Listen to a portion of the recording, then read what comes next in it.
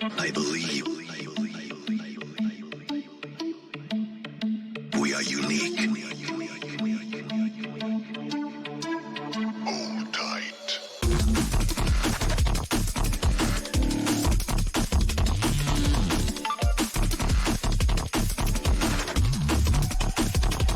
We are unique.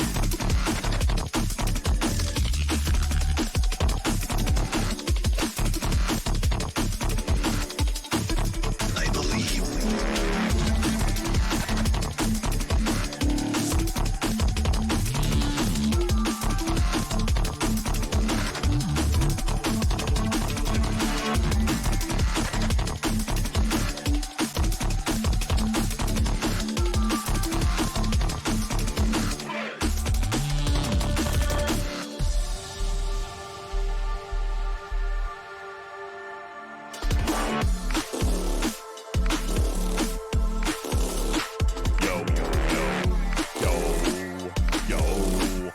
Yo. Good evening. we are unique. Yo. I feel like I need to shave. Good evening. What's up? How you doing? Welcome in. Oh, man. Good evening. Kirok, thank you for your 7-month resub. Spectre with the streak. Mortman with the 13-month resub. Thank you. Are you going to get a 3 a.m. Arkfall video? White Wolf, the answer is yes.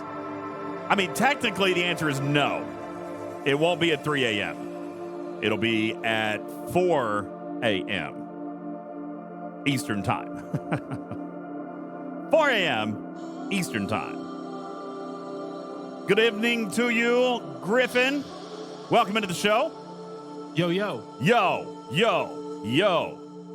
4 a.m. is pushing it, probably like 4:52. It all depends on when you record your stuff. Which will be after this show at like 11 p.m. Eastern Time. Oh, perfect. Probably, yeah. Good evening, JP. Good evening, Davrik. Good evening, K9 Tooth. The countdowns keep getting longer. Actually, it took me, I forgot to start the timer, K9 Tooth. That was what the problem was. I forgot to actually press the button on the timer, so it was probably, it looks like we were 2 minutes into the video before I remembered to start the timer. Oopsies. What are you going to do? What are you going to do? Leon says record it during the show. Well, we are going to record a couple of things here tonight. And we're going to tell you about some of the stuff. But more than that, we're going to do some deep math today. Deep math. Yeah. Got lots of math to tell you about.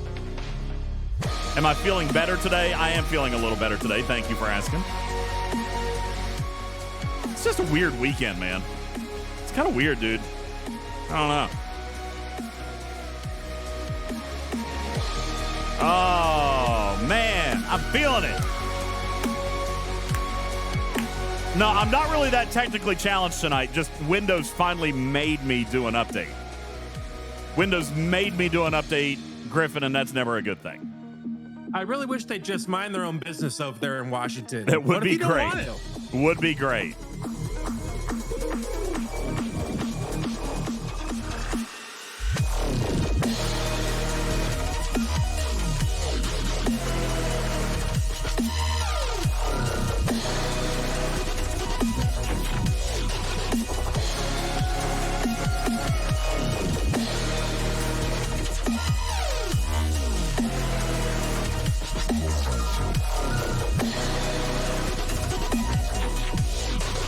I do value my security, but I did it, and it changed my sound cards around, and I had to fix things, and it is what it is. Good evening, everybody. Y'all starting a hype train.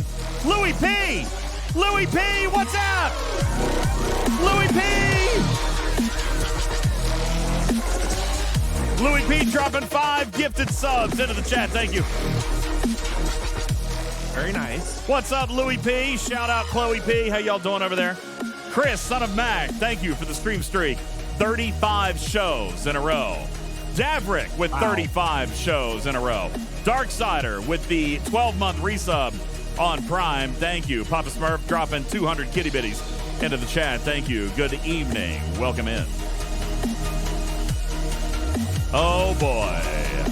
Waffly, thanks for the 17-month resub. And you guys have finished level 2, and we're not even past the opening credits. Yo, what's up, York?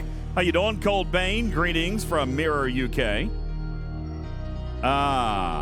Good evening. Welcome in. Waffly, thanks for being here. Spectre, Indominus Prime, Duke Sunday, Davrick, Duval is here. Darksider, Tremius, Neon Lights.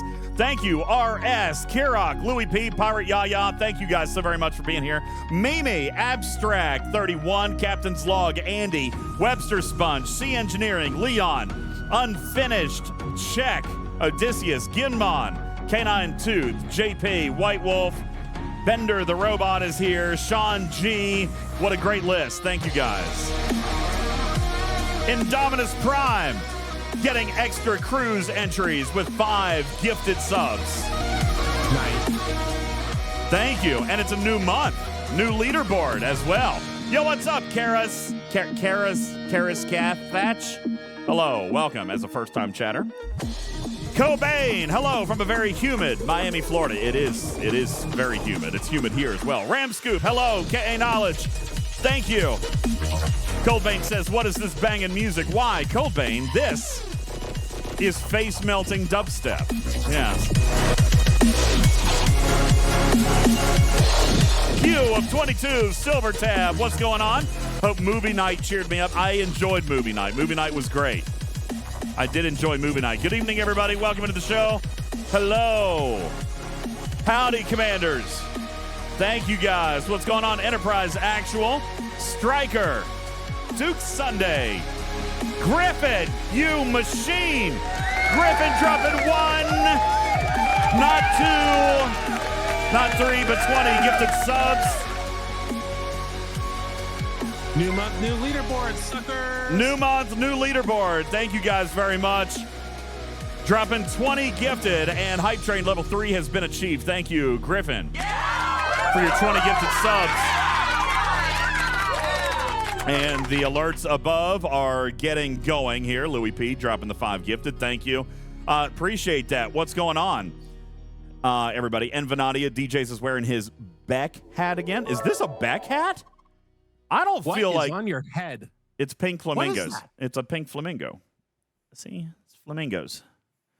I stole this hat from my eldest teenage son. Yes, and I like it. I actually like it a lot. I think you should give it back immediately. No, I love it. Indominus Prime dropping a gifted sub into the chat. Thank you very much. Appreciate that. 2 bonus entries into the Talking Trek Cruise sweepstakes. Yes, ladies and gentlemen, we are giving away a cruise, and we're giving an opportunity for you to go absolutely free with our Talking Trek Cruise sweepstakes. The details are in the chat at !cruise. If you are here, if you're in our Discord, go into the contest and rules section. You'll be able to check that out as well. Beck says, Beck is hanging out in the audience. Beck, welcome in. Beck is excited for us to watch your video. Beck, welcome into the audience. Thank you. Act like Fleets, what's up? Louis P says, Chloe approves of the headwear. Anyone who doesn't like it, she says no. That's right. Thank you, guys. Beck says, it's because I'm built like a flamingo, short torso and long legs. I like the hat. Smoke Mohawk with the 25-month resub. You guys, Beck is in the chat. You know what that means? What? It means spend your toy mice. Do it, and do it now. Come on, let's see how many we can get. How many can we get? Let's make it rain for Beck. Come on now. Make it rain. There they go. Positive. I'm full of positive energy. Love it. Check dropping 5 gifted subs. Thank you, Check. What's up, baby? Yay, boom. No bugs. No bugs. Not yet. Check with the 5 gifted. Thank you. Appreciate that so very, very much. Oh, we are looking great. Beck, we are up to 44. Send Beck bits. I need to catch you on the stream again. We owe you. We owe you some bits. Mwah. You're the best. Oh, Smash Trek is sending back hugs and kisses. Thank you so very much. Appreciate that. Good evening, everybody. Welcome into the show. We've got a lot to do tonight. A couple of reminders that I would like to throw up to you over here. Our stream goal, our daily stream goal, $175. If we hit that tonight, we will give away not 10, not 15, but 20 entries into the cruise. There we go, 20. 20-20. Casey Jones, thank you for dropping a gifted sub into the chat. Smash Trick with the 3-stream streak. Appreciate that. So, yeah, $175 into the tip jar tonight. Gets you guys 20 free bonus entries into the cruise sweepstakes here to the community. We also have our cheer goal up here and our sub goal. And Griffin, just as a quick reminder, coming up this Saturday. Do we have the graphic for that ready yet? Is that ready yet or no? It's almost ready. Almost ready. Maybe sometime in the next couple of days we'll be able to. I don't have a start time, and then I can put it on. 10 a.m. Eastern. Oh, okay. 10 a.m. Eastern is when we're going to start this coming Saturday for your opportunity to win up to a 24-hour stream with special guest appearances by Landon DJs and Noah DJs, who will be out here for some fun. I don't know if I actually mentioned to you, Griffin, that at the grocery store the other day, I purchased 12 pounds of bananas. 12 pounds. 12 pounds of bananas. 12 pounds of bananas, yes. What is wrong with you? What are you going to do with 12 pounds of bananas? Don't tell. I got pickle in my mind, and I don't want to think about pickle and bananas. 12 pounds of bananas is what I have, and you'll see what we're going to do with that this coming Saturday. Griffin, what are you doing?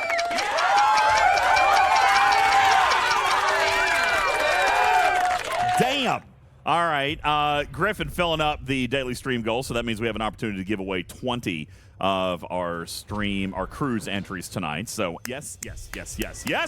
Thank you guys very much for the hype train. You guys are awesome. We made it to level 6, and I appreciate that. Bear Butt with the 40 stream streak. Bear Butt. Webster with the 35 streak. Oh, my gosh. You guys are some crazy loyal guys. Thank you. Dang, 40? Woo! That's more than you. Yeah, I haven't even shown up to 40 streams in a row. Mimi says, spoiler, DJz is going to eat them 1 pound at a time. No. I believe it. No. 12 pounds of bananas. Veritas Absoluta with the 17-month resub. Thank you so very much. Welcome in. 12 pounds of bananas. We have 9 pounds of wings. Oh no. It's going to be a crazy day. You don't necessarily want to miss out on what's going to be happening. This coming Saturday, your chance to win up to a 24-hour stream with bonus giveaways of extra stream or extra Talking Trek cruise giveaways, a potential puzzle race stream on the table. Plus, if you guys hit all the goals, which would be a tall order, Griffin, $1,500 in STFC pack giveaways. $1,500 bucks. Yeah. Come on.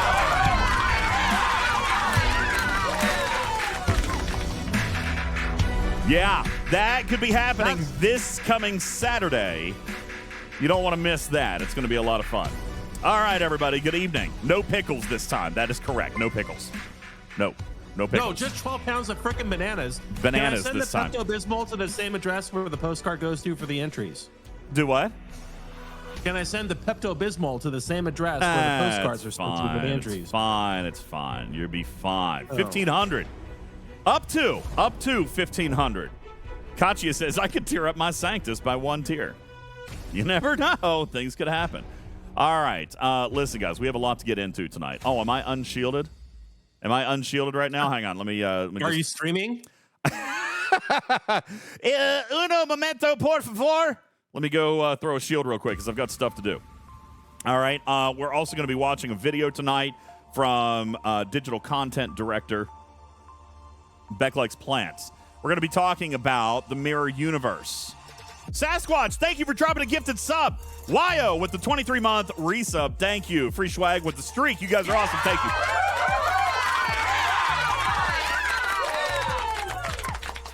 That's right, Putz. $1,500 could be 300 satchels of Latinum. Could be a thing.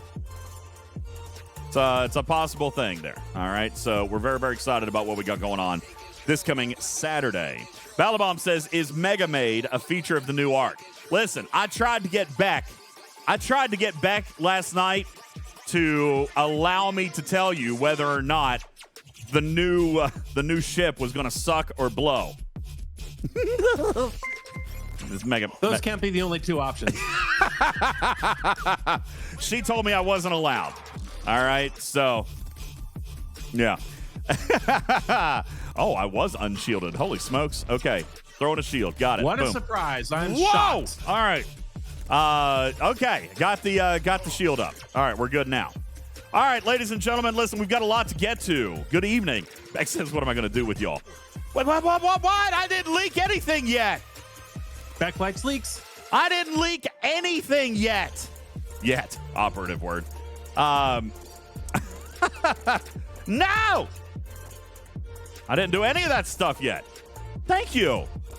Thank you, Vic. Vic likes my hat. I appreciate that very much. Thank you. All right, so we have a blog post to read. We also have a video to watch. Good evening, Putz. Welcome in. How are you? Welcome into the show. Putz, are we? We're not quite ready, but Putz also has an announcement to make too. What are you doing these days, Putz? You've got a game you're wanting to play too. I remember a similar game that we played with Bubba Joe one time. Is that right? Similar. I leaked a little bit of it on Mood's last stream, but I'll say this here. Oh, he's back on the campus. Yeah. Hey, can we have you take your sock off of your phone before you start talking into it? Is that is that possible? Fish it out of the toilet and try again. I know. I see it. DJ's official chaperone, Beck Likes Plants, is in the chat tonight to make sure that I don't violate anything crazy. Listen, I wasn't trying to violate anything. Just whether I wasn't trying to violate nothing. Hey, TJ, how you doing? Thanks for the 17-month resub. Stradalorian with the 16-month resub. And Nicholas, dude, look at you, Nick. Yeah. Nick, subscribing to the channel for 6 months. Prepaid, I might add. Thank you very much, Nick. That means that now you can't run. All right, we got your subs, and you can't go anywhere now, okay? 6 months. Through Thanksgiving. Dangerous move, right? Yeah, that's right. You're going to be here with us for the holidays. All right. Thank you very much. I appreciate that. Thank you so much. That's very nice. Tremia says you just used a double negative, so that means you will leak stuff. Or I could be talking about the mirror universe, which means everything I say is opposite day anyway. Well, I like it. We should flip your screen in honor of Mirror Day. I don't want to flip the screen. It makes my name show up wrong. Back up here. Thank you. What's going on, Chef Raz, for the 9-month resub? Thank you very much. Appreciate you being here. Just like the cars DJ's works on, there will be leaks. Oh, that's a sick burn. I didn't get a job at the Chevy dealership. I don't know what you're talking about. All right, guys. Ha! All right. Good evening, everybody. Appreciate it. Mirror Universe DJs doesn't have an NDA. Ooh, I like that. Oh, does that work, Beck? Does that get me out of anything? Mirror Universe DJs doesn't care if he gets in trouble. I obviously care. I care a great deal. Mirror Universe DJ, on the other hand. Vic Nice would buy a used car from you, DJ, but I know Vic Nice does not know what your car looks like. You should look at his car before you buy another used car. I am driving a nice, clean company car right now. Yeah, I need a fake beard to be Mirror Universe DJ. Listen, I'm on the way. I actually thought to shave before I came out here tonight. And I'm like, ugh, I don't feel like it. Listen, let me just say, for those of you who have been with me in the Discord over the weekend, this is a rough weekend, man. I was not feeling anything this weekend. So I appreciate everybody for kind of bearing with me. I feel like it was probably a good, not that there's any time to have a good weekend like that, but we didn't have a whole lot going on. It was between the arcs. We ended up swapping out a podcast yesterday for movie night, which was really, really nice.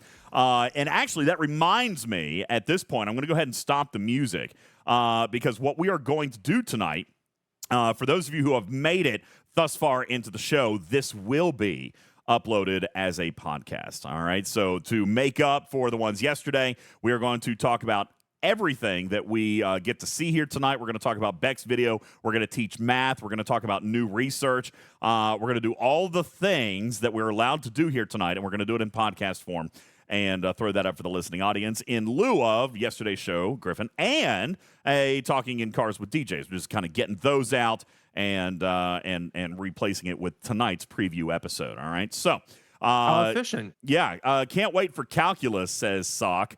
Here's the deal. I'm going to make this so easy for you guys. I'm going to make this so easy because what you don't realize is that math equation is actually the exact same math equation that everything else in the game uses. Everything. All right? Damage, efficiency, mitigation, speed ups, anything. It all uses that same exact formula. So it looks complicated because that's how the game is written. I actually am very, very proud of Scopely for coming out with that kind of like ears in your face, that math formula, because that math formula is perfect. That tells me, Griffin, exactly what we're going to be looking at here. It tells me exactly how to expect this function. It tells me exactly how to project its effectiveness and its usefulness in this game. And I have to tell you, it's going to be pretty significant, all right? Because of the way that the math has presented itself with the formula, we know the order of operations. We know the impact of the math, and we know how the formula is going to impact damage. So I'm prepared to give you real-life examples tonight, real in-game examples of how this research already exists in other variables of the game. We are just simply adding a new variable called Apex Barrier. And as we have been discussing behind closed doors. I don't actually. What did they talk about? They're calling it Apex Barrier. We kind of had a lot of conversations behind closed doors about how we were going to name this thing or whatever. But Rev Deuce actually had a wonderful idea. Think of it like a deflector shield. All right. After the mitigation, after the formula, after the triangle, and after isolytic calculations and everything, it is going to behave exactly like a deflector shield, a net damage reduction agent. Okay. Adam Ramble says, Go ahead. Adam Ramble says, you're making a wild assumption. Is it implemented exactly as presented this time? No idea. Fair question. Fair perspective, Adam. No idea. All I know is what they have told me. However, mathematically, it holds up. Mathematically, it's sound. Mathematically, I have thrown 1,000 scenarios at it, and it holds every single time. It's solid math. And the order of operations, I have also seen that, okay? So I have seen, by the way, thank you to Scopely. Thank you to Beck and Hammy for facilitating this. I've seen the code. I've seen the actual code. So I actually feel confident that this is going to work. Now, let me rephrase. I feel confident that the math is going to ultimately work exactly like they have described to me because the math is the math. Now, whether or not there's bugs, that's totally different, all right? But I have seen the math, all right? Now, is it locked behind prime packs? No. All right. No, it's not. As a matter of fact, we're going to get into that tonight. I would imagine that the first thing we need to do tonight is probably go ahead and open up Beck's video. And by the way, when we do this, now Tremia says, unless people are bad at math. Well, that's why you've got me. You don't actually have to know calculus to know how this is going to work. I'm actually going to show you real in-game examples of how this already works in the game now. All right? And crazy enough, you know what? Crazy enough, Griffin, some people say that I'm way too whaley. I had someone message me during Incursions and said that they used to like our content, but it's too whaley now, and we don't cater to G3 players anymore. And I'm sorry if that's the case. We probably don't. Most of what we do is at least a G4 perspective, so I apologize for that. But tonight, I am going to take it all the way back to the Botany Bay. Yep, going all the way back to the Botany Bay to demonstrate how this actually works. Okay? The Botany who? The Botany Bay. All right. Wow. And so, yeah, that's that. By the way, that is a perfect example of how this new math is going to work. All right. So we're going to talk about that thing. Duke Sunday, is that the last good thing you remember? No, the Botany Bay was terrible. I hate that. But the Botany Bay actually has research in the game that functions exactly like this. And so we're going to be able to talk about that tonight. And that way you'll see a real world example for how this is going to work. All right.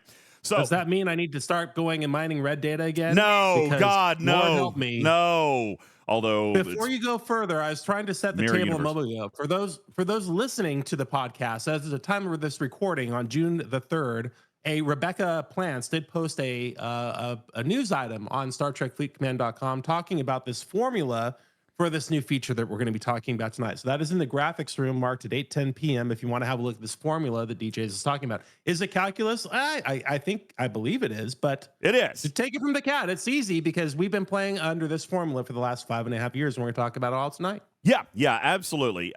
This formula is a repeat.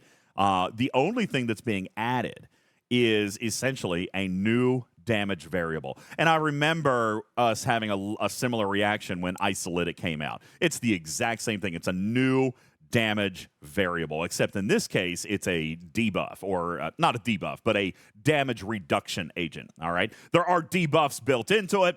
There are buffs built into it. There's efficiencies built into it. There's multipliers built into it. So there is 4 different factors to this variable. And we're going to talk about all 4 of those tonight. But the ultimate variable, the new damage calculator, is going to have a brand new variable in it called Apex Barrier. And we're going to talk all about that here tonight. First thing I'd like to do is pull up our video from the ever amazing and talented Beck Likes Plants digital content director. That was not the right button. I'm so sorry. Are you saying she's drunk? I'm so sorry. I meant to hit this button right here so we could. Oh, You're so fired. No, that was an accident. Not the right button to press. I apologize. He's coming for you now. Oh God! All right. Oh, my career is over. All right. Apex Barrier, okay? Changing the face of PvP and PvE within the game. Let's do what we normally do. Take a look at the timer here. You guys can see it behind my pretty face. It is 2 minutes and 41 seconds, which means we should be done with this in about 90 minutes, all right?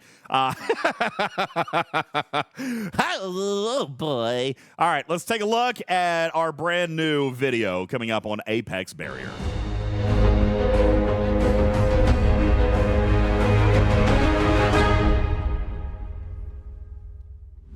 Greetings, Commanders. My name is Beck, and today we will be taking a sneak peek look at content being released tomorrow in Update 67. By the way, can I just say, let me just start off by saying... She just said the name of the arc, and we're already stopping? No, let me first of all just say, by the way, love what you're doing with the new sleeve.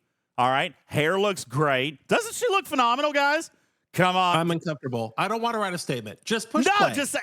No, look, she's got new tattoos. It's great. All right, no, what? All right, fine, here we go. Continuing. Before we get started, make sure you leave a comment below letting us know what server you're hailing from. If you haven't done so already, make sure to subscribe to our channel to keep up with updates like these and more because we've got a lot of stuff coming. As we traverse through the galaxy, it's no secret that we often discover not only new friends, but new enemies. Some of these enemies have required us to adapt and take advantage of expanding our knowledge of weaponry we have become accustomed to. She points out new enemies. Now, that could definitely be something that we're talking about that we've already seen. Gorn. We've seen silent hostiles. We've seen the Zindi hostiles. And let's not pretend that for a lot of you guys, especially in G3, late G3, and early G4, some of you guys are struggling against some of these hostiles. And I want to go beyond that, not just with the enemies that come into the game, but also Scopely has been promising for, what is it now? Almost a year, Griffin, to fix PvP. And we've been talking over the last couple of months about the puzzle pieces that have been laid out. Isolytic, defense being one. We've seen some of these other damage debuffs, the hull recovery, export favors, things like that. There are a lot of little puzzle pieces. The Cephalocask, Dr. Ta'ana. We've seen a lot of these little pieces. I actually feel like this is probably going to be one of those larger pieces, especially when I show you how this works. But I think it's noteworthy to point out that she's talking about new enemies, and not specifically just in the game, but also in how we are going to be reacting to them. Toby, thank you very much. Super C, thanks for the follow. Don Zeno and Schwag, thank you guys for coming to the channel. Wire Speed, appreciate you. Thank you guys so very, very much. Let's continue on with Beck. In this update, powerful new foes require powerful new survivability. Apex Barrier is an extraordinarily powerful new survivability modifier in Star Trek Fleet Command. How does it work? An Apex Barrier provides true damage mitigation from all damage sources after all other bonuses have been calculated. All right, I want to pause right here. This to me, and for the record, I actually voiced my opposition to calling this mitigation, okay? I feel like that is very convoluted. We have mitigation for the triangle already, Griffin. We have shield mitigation. Even Rev was talking last month that, like, when we were talking about Strange New Worlds, James T. Kirk, he had a fundamental problem referring to it as shield mitigation because, you know, you've already got other forms of mitigation in the game. Now you've got shield mitigation, but it was a different kind of shield mitigation than Harrison, et cetera, et cetera.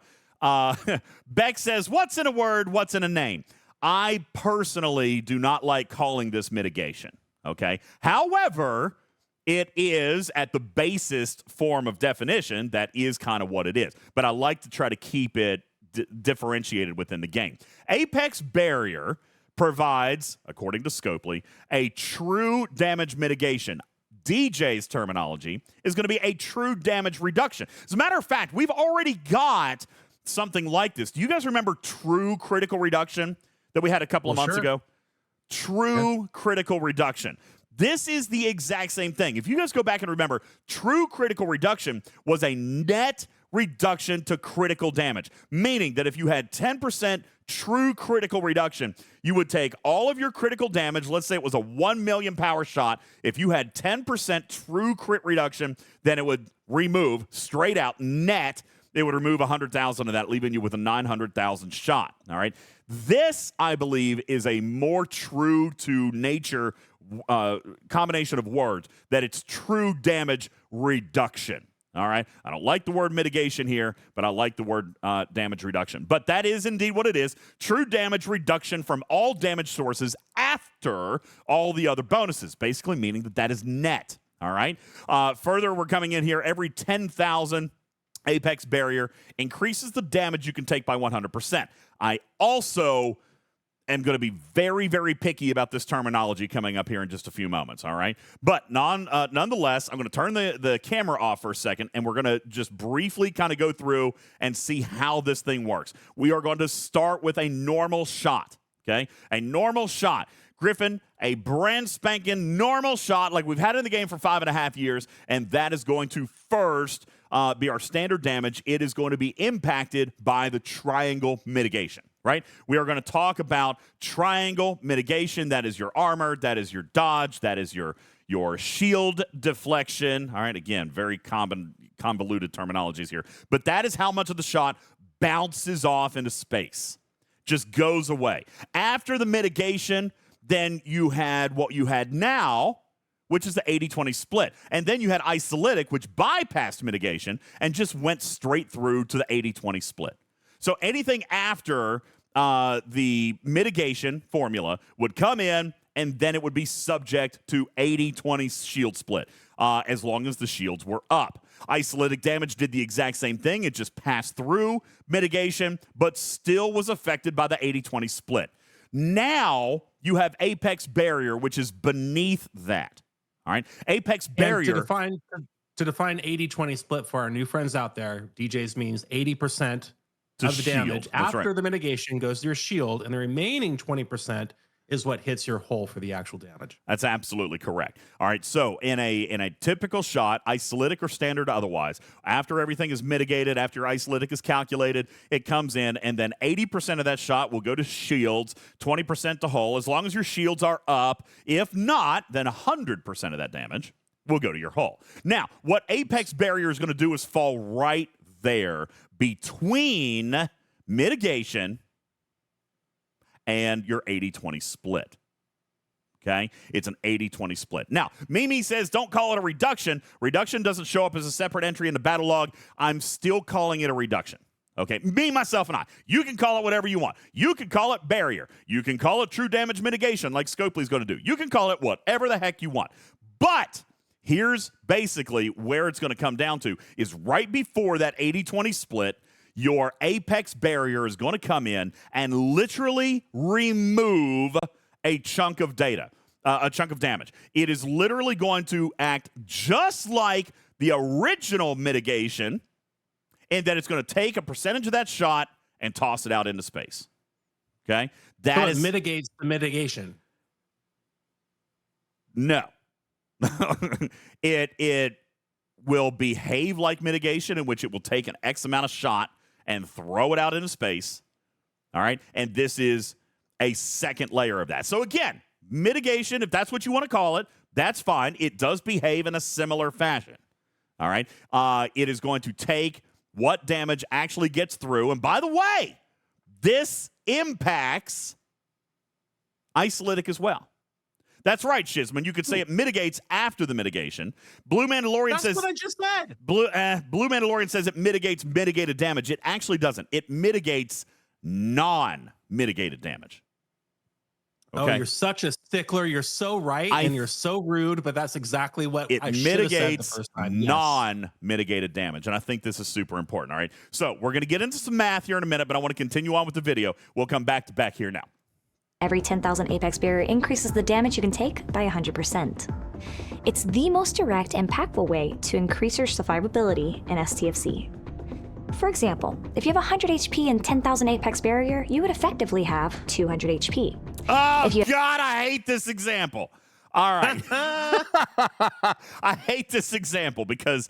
And I know that we're trying to do this for demonstration purposes. And trust me, shout out Stony Dude, love Stony Dude, love On Call Doc, love Stewie Doo and Lube. We all disagreed on how we were going to present this. This is what Scopely ended up going with, and this is absolutely not at all what it does. All right? I know, Shiz. It already caused confusion because of the whole example. This is not at all what it does. All right? What you're seeing, no, you don't have to worry about effective HP wire speed. Just stop. Listen, okay?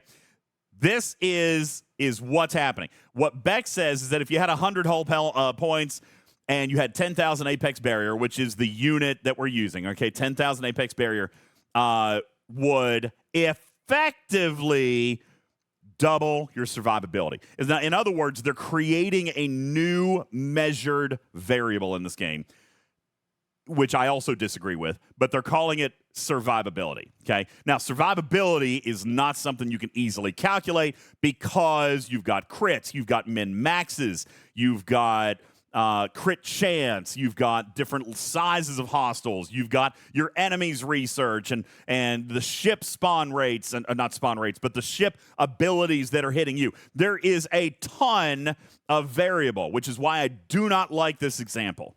Okay? I do not like this example. But what it does, that's right, check. 10,000 Apex Barrier is essentially a 50% damage reduction. Okay, that's essentially what they're telling you here, is that the damage that hits your hull is going to basically be 50% less. They are saying that it's going to effectively double your hull or effectively double your survivability. I, again, don't really like either of those terminologies. To be fair, though, I didn't really have a suitable replacement for that terminology, Griffin. My definition is that it was going to, increase your post-mitigation damage reduction. Well, the overlords were like, oh, God, no, we will lose everybody with that kind of terminology. So instead, they opted for something that was going to be easier to understand, but mathematically and factually incorrect. Okay? Because that's, I see. Yeah, you see what I'm saying? They were trying to make it so that it was understood by all as far as the concept of it, but for us math geeks, this is not actually what it's doing. It is not giving us more hull. Okay? Are we clear on that? But you are comfortable with saying that the apex barrier decreases non-mitigated damage before the shields are hit. That's Is that exactly what we're saying? right. That's exactly Well, right. then we all get that. Divine- That's a happy day on the farm. I like agree. it. Divine says it's going to make your available hull and shields last longer. That is exactly correct. All right, that's exactly right. Omicron says it's giving our shield a shield. Not even. It's giving your entire ship an extra layer of shielding. Okay? So now, Mimi says Scopely is understating the effectiveness of barrier. The formula says you only need 1,000. Actually, that is incorrect. That is incorrect. We're gonna continue on here. There might be an incorrect graphic somewhere, but let's continue on and we're gonna show. But this is based on units of 10,000 apex barrier. Let's continue. If you have 20,000 apex barrier, then you would have 300 HP. Or if you used to be able to kill 10 hostiles, with 10,000 apex barrier, you can kill 20. That is good. Right there. Roughly. Okay? If you were able to kill 10 hostiles with 10,000 apex barrier, you should now, under identical circumstances, now be able to kill 20. Okay? Or doubling your survivability. Okay? I know this is new terminology, and that was my big concern, that they were these new variables. They wanted to introduce survivability as a variable, and I thought that was a bad idea. So that's right, Wham! Man, that is great. It is the hard chocolate shell on a dipped ice cream cone.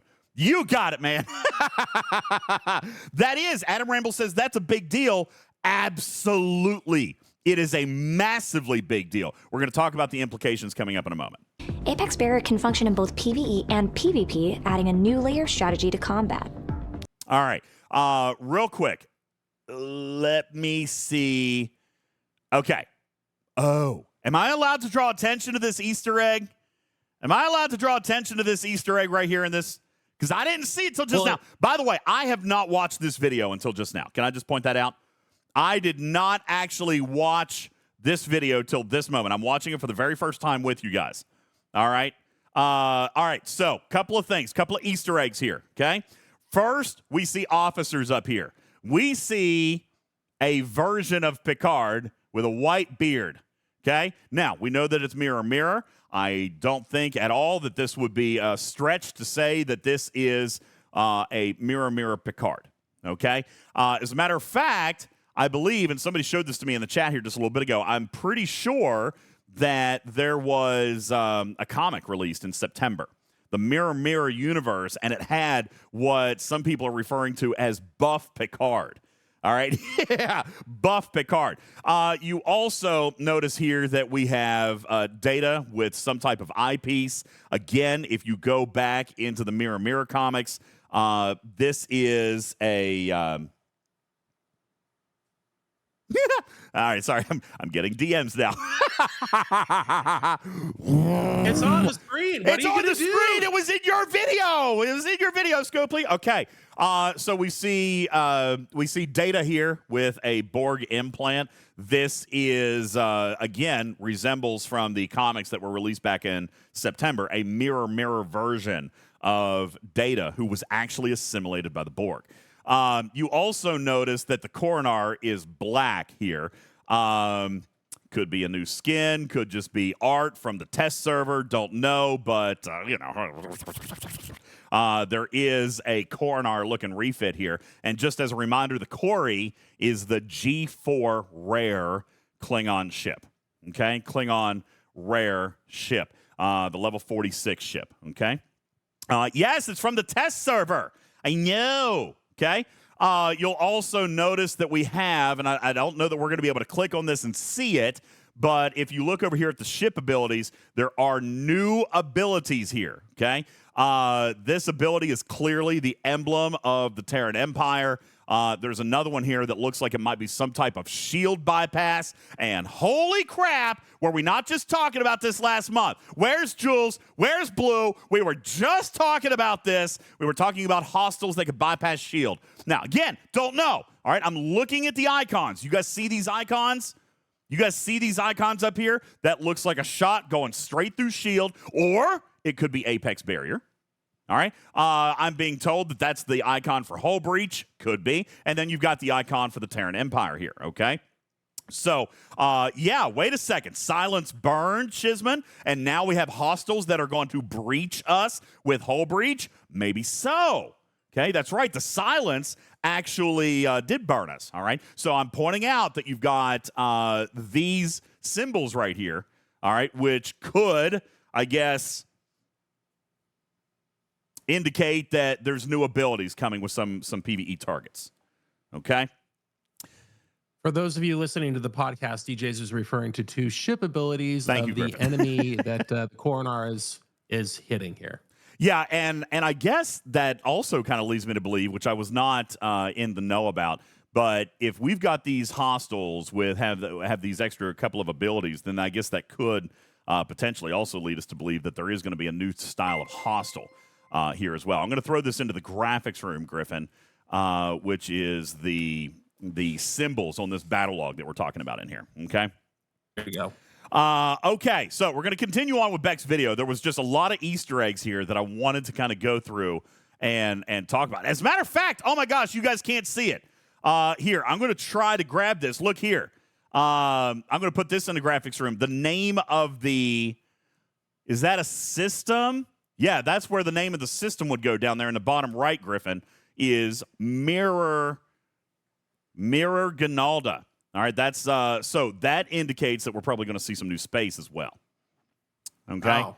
Yeah, there's mirror systems down there because that's named Mirror Ginalda. And again, I point out and remind you, this is all footage taken in a test environment. Values, names, and final graphics may differ on launch. Okay? Just throwing that out there. The game does feature a system called Ginalda now. So, Mirror Ginalda.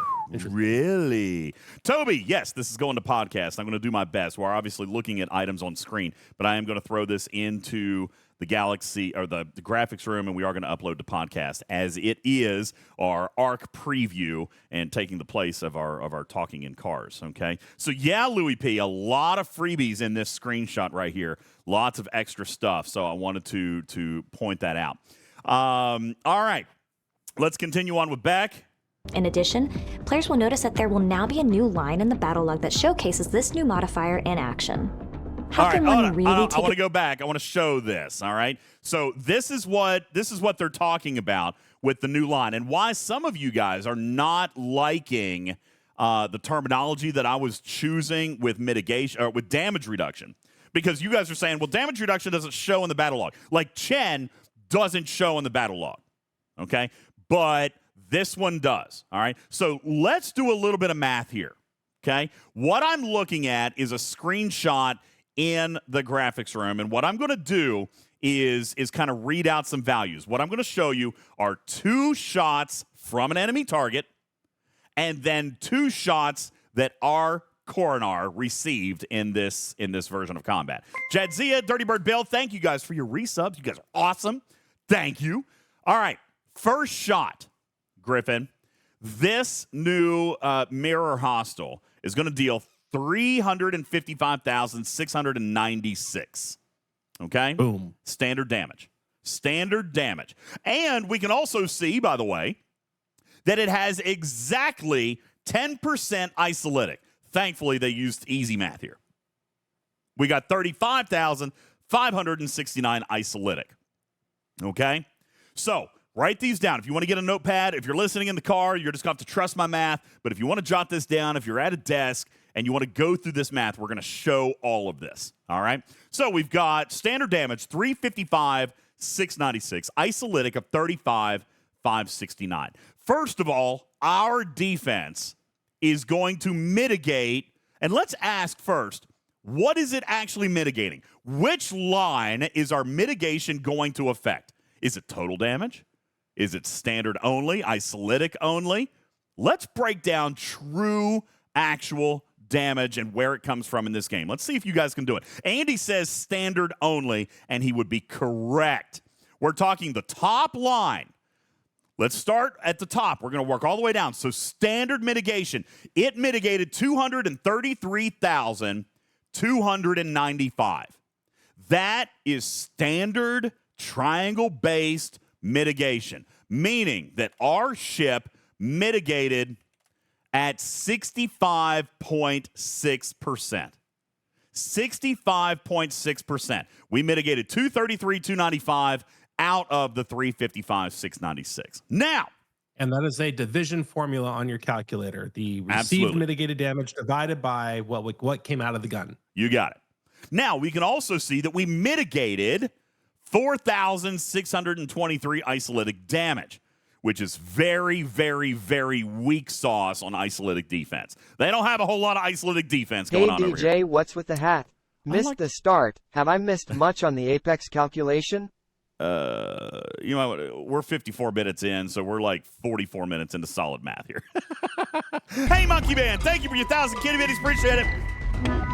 Thank you so very much for being here. Yes, we are neck deep in the Apex calculation, but if you start listening right now, you've got this, all right? Because we're going through an actual real-world example. So, out of the 4,623, oh my gosh, you will never guess who is calling me right now. Should we answer him live? Ladies and gentlemen, Echo. No way. Yes, Echo is calling us. Listen, you are live. You are live on the air right now. Echo, I have answered your phone. You are live on the air. Don't say anything that will get me in trouble. Beck is already telling me to hang up on you. All right? By the way. He tapped out immediately. What? Are you essentially saying that you're going to get back to me?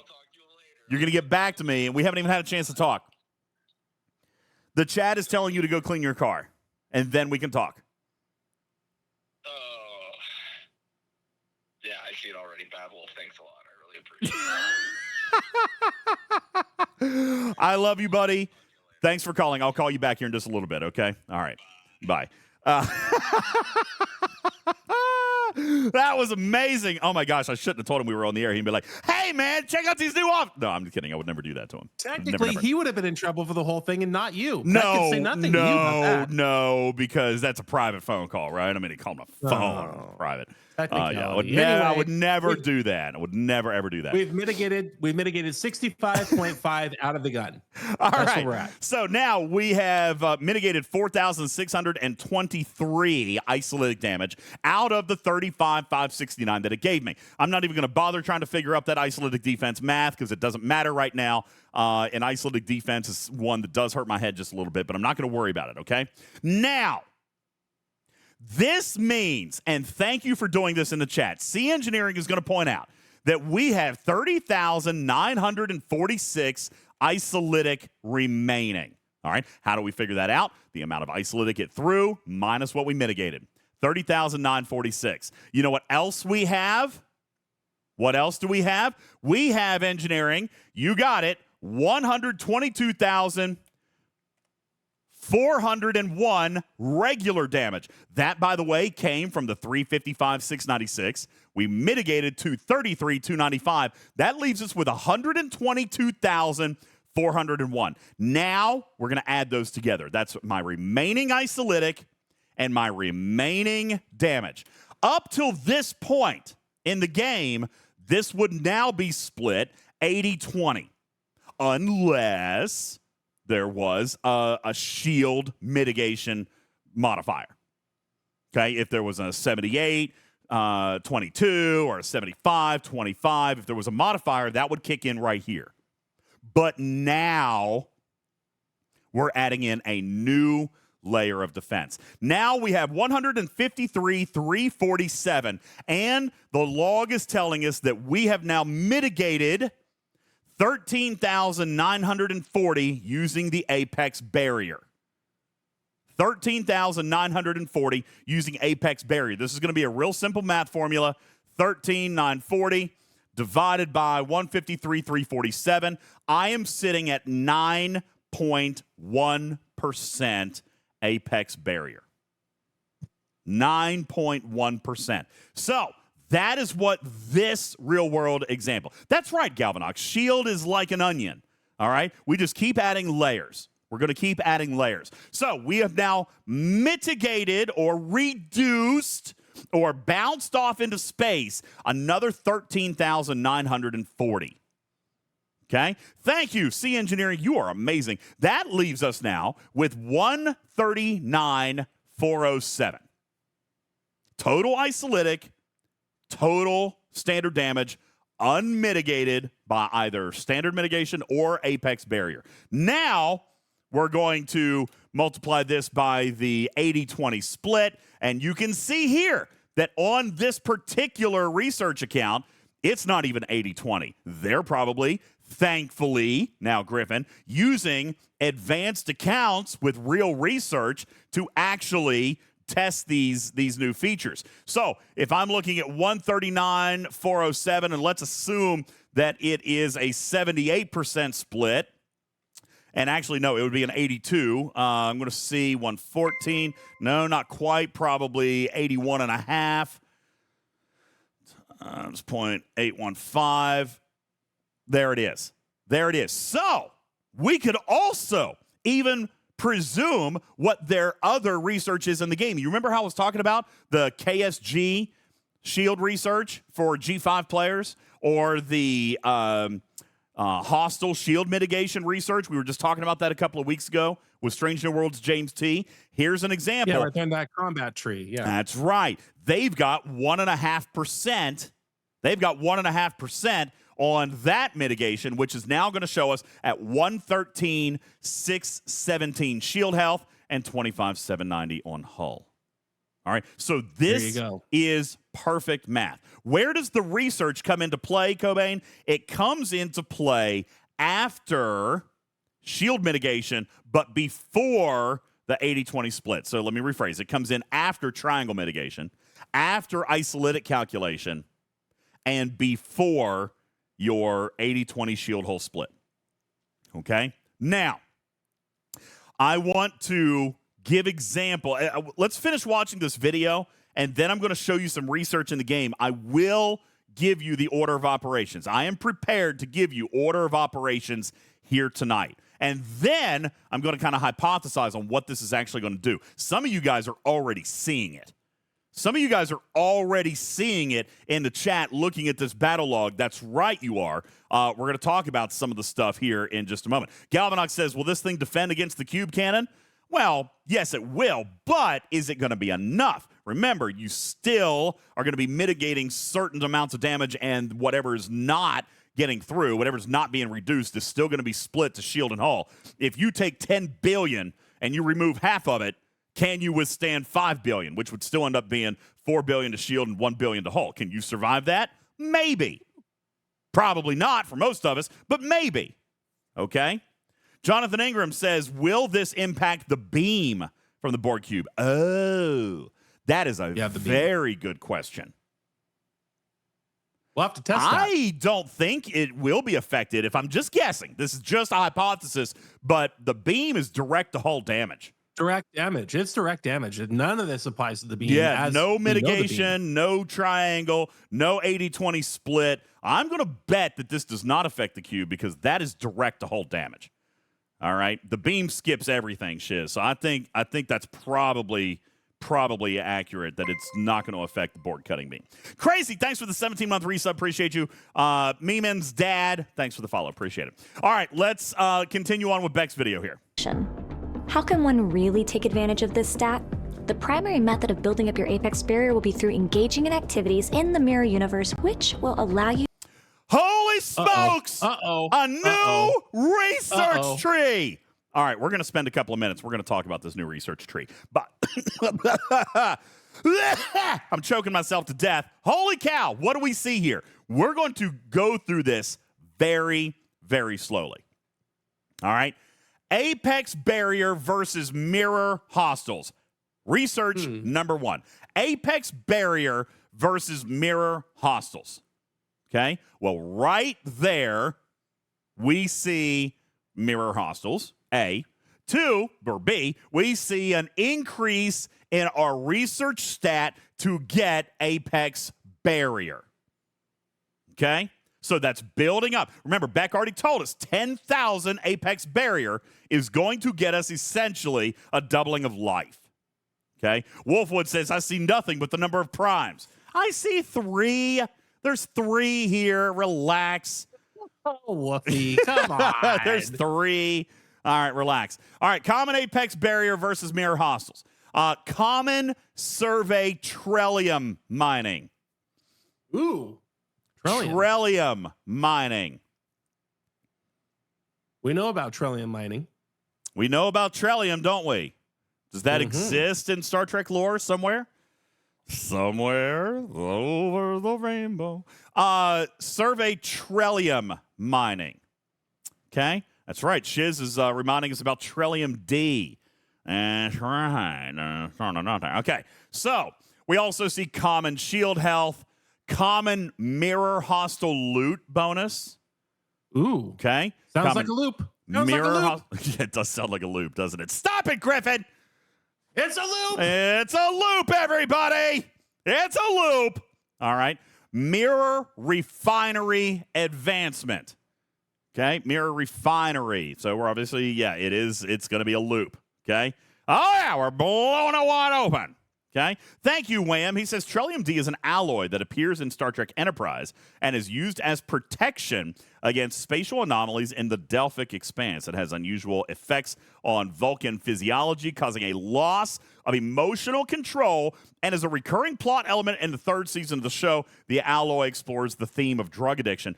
I want to come back and remind you, I told you guys about the mission stories last month. My gosh, has narrative actually crossed the border and given us 2 different themes that are going to kind of tie in together. I already told you there was a mission where the Vulcan ship lost all control of their mind. By the way, they never really figured that out.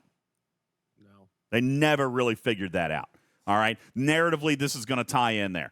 Common crit chance reduction versus players. Okay, well, that one's pretty standard there. More crit chance reduction, which is what Scopely's trying to do to prolong battle. Common station module resource efficiency. Yay. Common damage versus hostiles. Yay. Okay, good. Common crit damage versus reduction versus players. Common ship repair efficiency. Damage versus players. Explorer Apex barrier versus players. And by the way, we're using common. I see this. Wolfwood says, I'm confused on the word common. All right. Common interceptor Apex barrier versus players. Common battleship Apex barrier versus players. Now, right here, we're going to pause. Right here, we're going to pause because you're right, Wolfwood. Up to this point, common increases to Apex barrier. Because the very next column,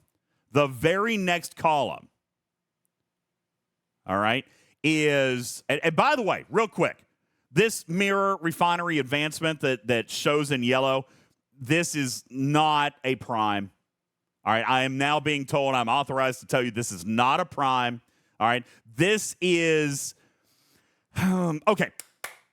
I am being told that I can tell you about this mechanic, which, by the way, I love, I'm very happy with, especially you G5 and G6ers are going to love this. Okay? Mirror refinery, thanks for the quack. Mirror refinery advancement is not a prime.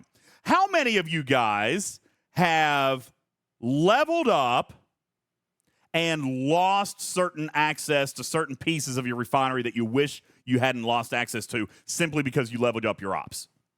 Oh, yeah, G4 ship parts. G4 right? ship parts with Voyager is a good example, right? Silent hostiles with the loot, like the temporal loop you talking about, right? Where you like lose the rare and you go to the epic, or you lose the uncommon and you go, oh, there's commercials. Oh, there's commercials. We're going to have to take a break, everybody. We're going to have to take a break. I'm just kidding. I'm not going to actually take a break. K92 says, not sure I care about that. Yes, you will.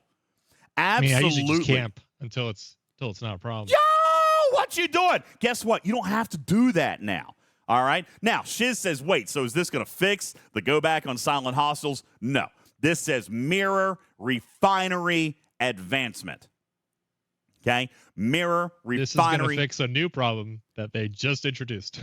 Essentially, but they thought of it ahead of time, Blue. This is what they're saying, is that this research is not going to be sold to you, Otter. But this research allows you to continue to level up, but retain your previous level of refinery until such time that you are ready to move up. AKA, imagine how nice this would have been with the Silent Hostiles. That, oh yeah, Enterprise Actual says, wait, back it up. Hey, Terry, back it up, Terry. Oh, Lord Jesus, Terry, back it up. All right. Mirror refinery advancement is going to behave as a stopgap or a water shutoff valve to prevent the problem that we had with Silent Hostiles. Again, remember, if you leveled up in ops, you suddenly lost access to the refinery that used the uncommon goop, for example, right? It was the uncommon temporal credits or whatever, right? That loot. And then when you leveled up to a certain level, it went up to rare loot. You guys know what I'm saying, please? Yes? Yeah, of course. We know that. Okay. So this is a shutoff valve. Okay? This is going to allow you to continue to level up your progression, but not change the refinery until you are ready. Oh, okay. Because we've been screaming this for 5 years. I've even said it before. Like, I'm an Ops 57, but really, truthfully, I'm an Ops 56. I'm the power and the research and the shipyard level of a 56, right? And the real important piece of this is especially at shipyard cutoffs, right? How many of you guys are Ops 42 but don't have shipyard 42 and can't build the ship, but you're still expected to do things at a 42 level at a 42 level of performance with a level 42 ship, but you can't because you just went to Ops but you don't have the shipyard there yet. Welcome to Ops 51. Where's your Corvus? Exactly. All right. This research is going to tie to the level of your refinery instead of tying to your ops. Now, it's still going to have a prerequisite, right? You can't level up your refinery until you hit a certain ops, but you don't have to level up the refinery until you are ready. It's like the square is a rectangle, but a rectangle is not a square.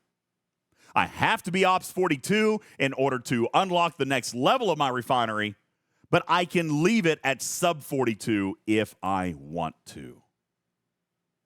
Omicron says, what an amazing forethought. They should add this for Silent Hostiles. I don't disagree. I feel like it's probably too late for that. All right, probably not going to be able to do that, but you don't have to. K92 says, wait, do I need to waste research particles to get the refinery to my ops level? I mean, no, you can spend them. You don't have to waste them. Yeah, they're not going to be a waste. I mean, you can do it. But I mean, again, this also is he asking? Is it going to be like a zigzagging requirement? It is not. No, but he's saying not only do I have to tier up the ship or whatever, tier up my abilities, but I also have to spend these materials in order to get my refinery to the right spot. And let me, be very, very clear. You're going to have to engage the content to get something from the content, I'm afraid. Yeah, that's true. You're going to have to engage with the content. Whoopsies. All right. It's a loop. All right. But again, I point out that this is a failsafe right here, which is incredibly, incredibly wise. I applaud Mr. Tiger. That's right, Mr. Tiger, who's going to be here on Thursday. I applaud Mr. Tiger for thinking about this. Mr. Tiger's back. All right. That's right. Just to catch you up, Mr. Tiger is going to be on the show Thursday night, 7 p.m. Eastern time. All right. Our Bajoran favorite buddy. Yeah, this is an incredibly wise decision made on behalf of all the game designers and all the live ops who all pitched together to have this idea. This is a very, very wise thing. And I am being told by game design and ops right now in the chat, Canine Tooth. Oh my gosh, my name is Beck and I like plants and I'm a valley girl and listen to me do all the things on Rev Show. Still DJ's show. I am being told right now that this research, Canine Tooth, has a nominal cost. All right. Like, it's one of the cheapest nodes to advance. It's not meant to be a barrier. It is literally meant to be a player protection mechanic to allow players to fully utilize the refinery at which they find the best value before being forced to level up. Well, but is it a barrier? Why is it gray on the right? It's not what? There's no not connected to anything on the right. What is wrong with you? There's nothing wrong with me, No, Moopsy. All right, there's nothing wrong with me. I'm just joking in terms of like the research before is a requirement to do the research on the right. Well, yeah, but it's like the first two. It's like two columns, man. It's two columns. I'm just messing. All right, now I want to come back to Wolfwood's question. What is the common description as compared to the uncommon restriction description? Well, I think that probably goes that probably goes without saying is that we are going to see different grades of materials would be my guess. You may want to finish common. Zoom in on that bottom left there. Do what? Zoom in on the bottom left there. What am I zooming in on, dude? That one node. Be a little more specific because I'm not looking at anything. The prime currency efficiency. Prime mirror research efficiency. Yeah, there is going to be a prime there for allowing. No, I just meant the icon, the artwork in it shows all the different rarities of currency. Oh, I see what you're referring to. Okay, so I'm going to put this in the graphics room. There are a couple of different images of various currencies there. I see a couple of different colors anyway, but yeah, common, uncommon. I think it's not unreasonable to see that we're going to see more currencies here. And yeah, I do see the funny comment in chat about Mr. Tiger who introduced all the currencies with Bajoran. I mean, there weren't that many. And I might point out, I mean, there was a lot, but I might also point out Bajoran is still to this day one of the most favoritist loops and most rewarding loops. So let's not get caught up. Currencies. Bajoran's easy. That's slow pitch. I would imagine. Easy. That's right. I would actually imagine that. It's not Voyager. Yeah. Well, I think Forbidden Technology was worse. I think Forbidden Technology was worse. I'll give him DS9, but I'll be like, Voyager, and be like, what was the zig and zag? A lot of currencies there. Okay. So I want to continue on. We see now uncommon Explore Apex Barrier versus players. Moopsy, thank you for the 10 gifted subs.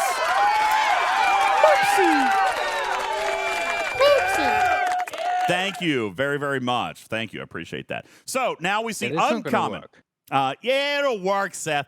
Uncommon Apex Barrier, uncommon Interceptor, uncommon Explorer, uncommon Battleship. Then we move on to rare Isolitic Defense. All right. Probably using a rare currency if I had to guess, but general Isolitic Defense, uncommon Critical Damage versus Hostiles, uncommon Isolitic Damage. Interesting that they are using rare Isolitic Defense, but uncommon Isolitic Damage here. Then we see there's a frame here. We've seen that in Territory before where you got research to get a frame. Uncommon Critical Damage versus players. Now, I'm going to see if we can zoom a little bit farther to the right. I don't have this entire list of research, all right? But we see a couple of more that should make some of you very, very happy. Uncommon Sigma Station Module Resource Efficiency. Yes, Sigma efficiencies! Exciting. Yeah. Uncommon Station Module Materials Efficiency for those of us G5 and down. Uncommon G6 Ship Repair Efficiency. That is Sigma Trite Efficiency. Then we see uncommon G4 through G6 Ship Parts Efficiency. Ship Materials Efficiency. And then we come over here. Have them all. Oh, yeah, yeah. Then we come over here. We see more rare positive FKR reputation. Rare damage versus mirror hostiles. Rare mirror space warp path efficiency. Almost certainly telling us that we are going to see some form of new mirror space here. Okay, and obviously warp path is probably going to be some super highways essentially that are going to unlock and get us to certain places a little bit faster. All right, this is all we can see of this tree right now, and already it promises some relief in the economy, especially for G6 players, all the way down through G4, which is, by the way, where you're going to be able to start engaging with this thing is at Ops 40. So G4 through G6, some nice efficiencies, and obviously ways for us to increase our apex barrier. Let's continue now with Beck Likes Plants. Tree. Oh, there's a video? It will also be available from the new Mirror Universe officers, with even more ways to source it in the not very distant future. Uh-oh! Officers! She said officers! Continuing. Yes, you heard that correctly. The Mirror Universe has smashed into Star Trek Fleet Command, shattering many of the rules we thought we knew. We'll dive more into that tomorrow, but for now, Can I just focus here on this art for just a moment? Beautiful graphic. I was hoping you would. That is gorgeous. Art team, freaking awesome art here, okay? Super amazing art. This is great.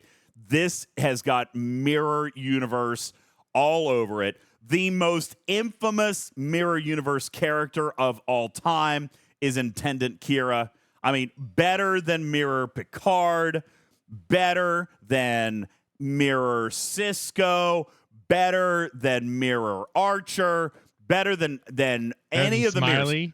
Mirrors. What?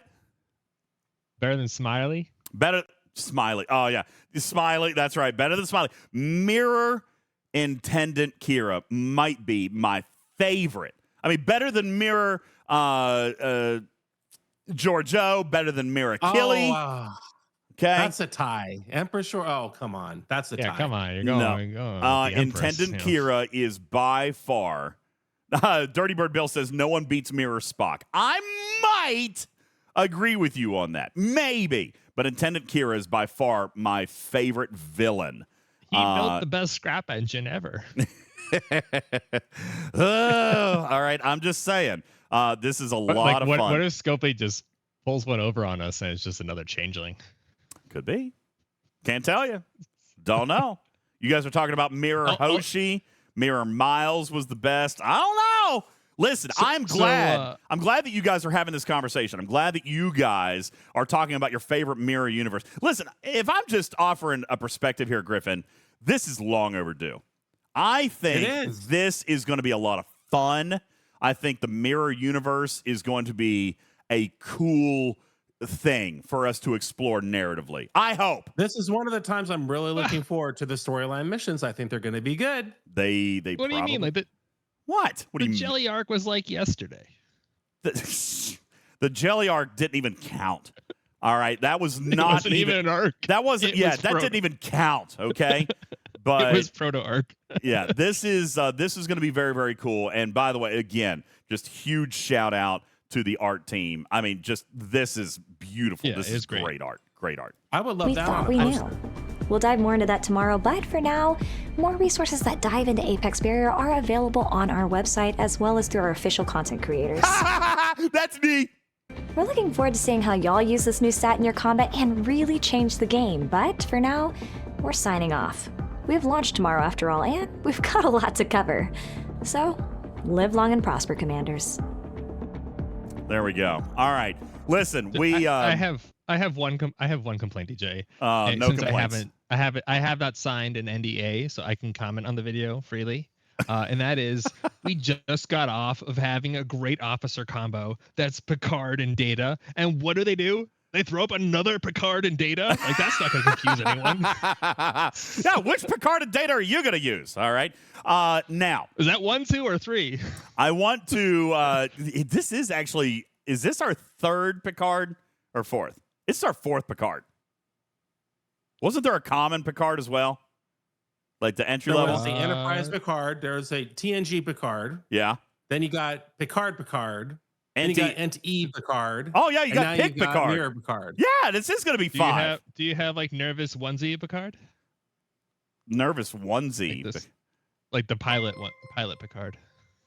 Oh, no. We also, Like, this is an uncomfortable onesie Picard. We're still missing Lieutenant Picard as well. All right. That's actually really funny. I'm not going to read that out loud, but that's actually super funny that I just got in a DM. Live Ops is telling me that I probably shouldn't read that out loud. Anyway, all right.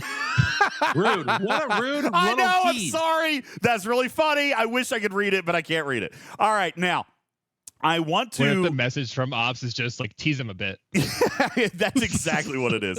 I know, vague streaming. All right, listen. Now, I want to come back into the blog post. All right. That's right. You had Dixon Hill. There's number 6. Thank you. Dixon Hill. Catch. We said that. The chat did it. Kin Shadow, Shenderson, Black Wolf. You guys yelled at me. Savage Darkness, Daverick. They all had it. I must have forgot it because of all that sourcing. Yeah, it's a great office. I don't know how we forgot about it. All right. Now, listen, in the blog post, everything is here that we just saw in the video, with the exception of this mathematical formula. All right. Now, I think you already put this in the graphics room. Is that correct, Griffin? This is already there. Correct. All right. That So is. in the graphics room, you see this big, crazy calculus-looking math formula. Right below it, you see that absolutely horrible example of 100, 200, and 300 HP. Ignore that paragraph completely. Okay? I'm sorry. Scopely, I don't agree with how you put that out. That is not how this works. All right? But I do want to come up and I want to show you this. Now, here's the deal. I'm telling you right now, thank you, Ryan, for pointing it out. Is it supposed to be 1,000 or 10,000? This graphic is incorrect. It is supposed to be 10,000. I thought so. 10,000. Okay? So this graphic, which shows 1,000 over 1,000 plus Apex armor, that is incorrect. It is supposed to be 10,000. Not 1,000, but 10,000. Okay? Game Junior says, let the nerds post the nerd things. I'm doing it. All right? Wire Speed said, oh, that's pre-calculus at most. All right, here's where we go. I want to start at the very beginning of this, Shizman. Apex armor is described as a four variable calculation. All right, let's take a look. First, the sum of positive Apex armor integer. That's what INT stands for, integer.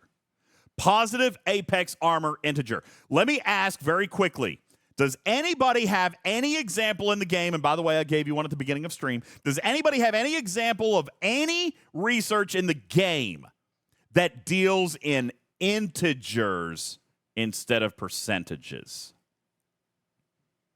I'll wait.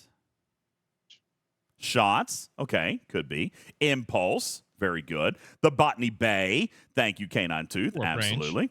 Warp range could be. All right, Stella, absolutely.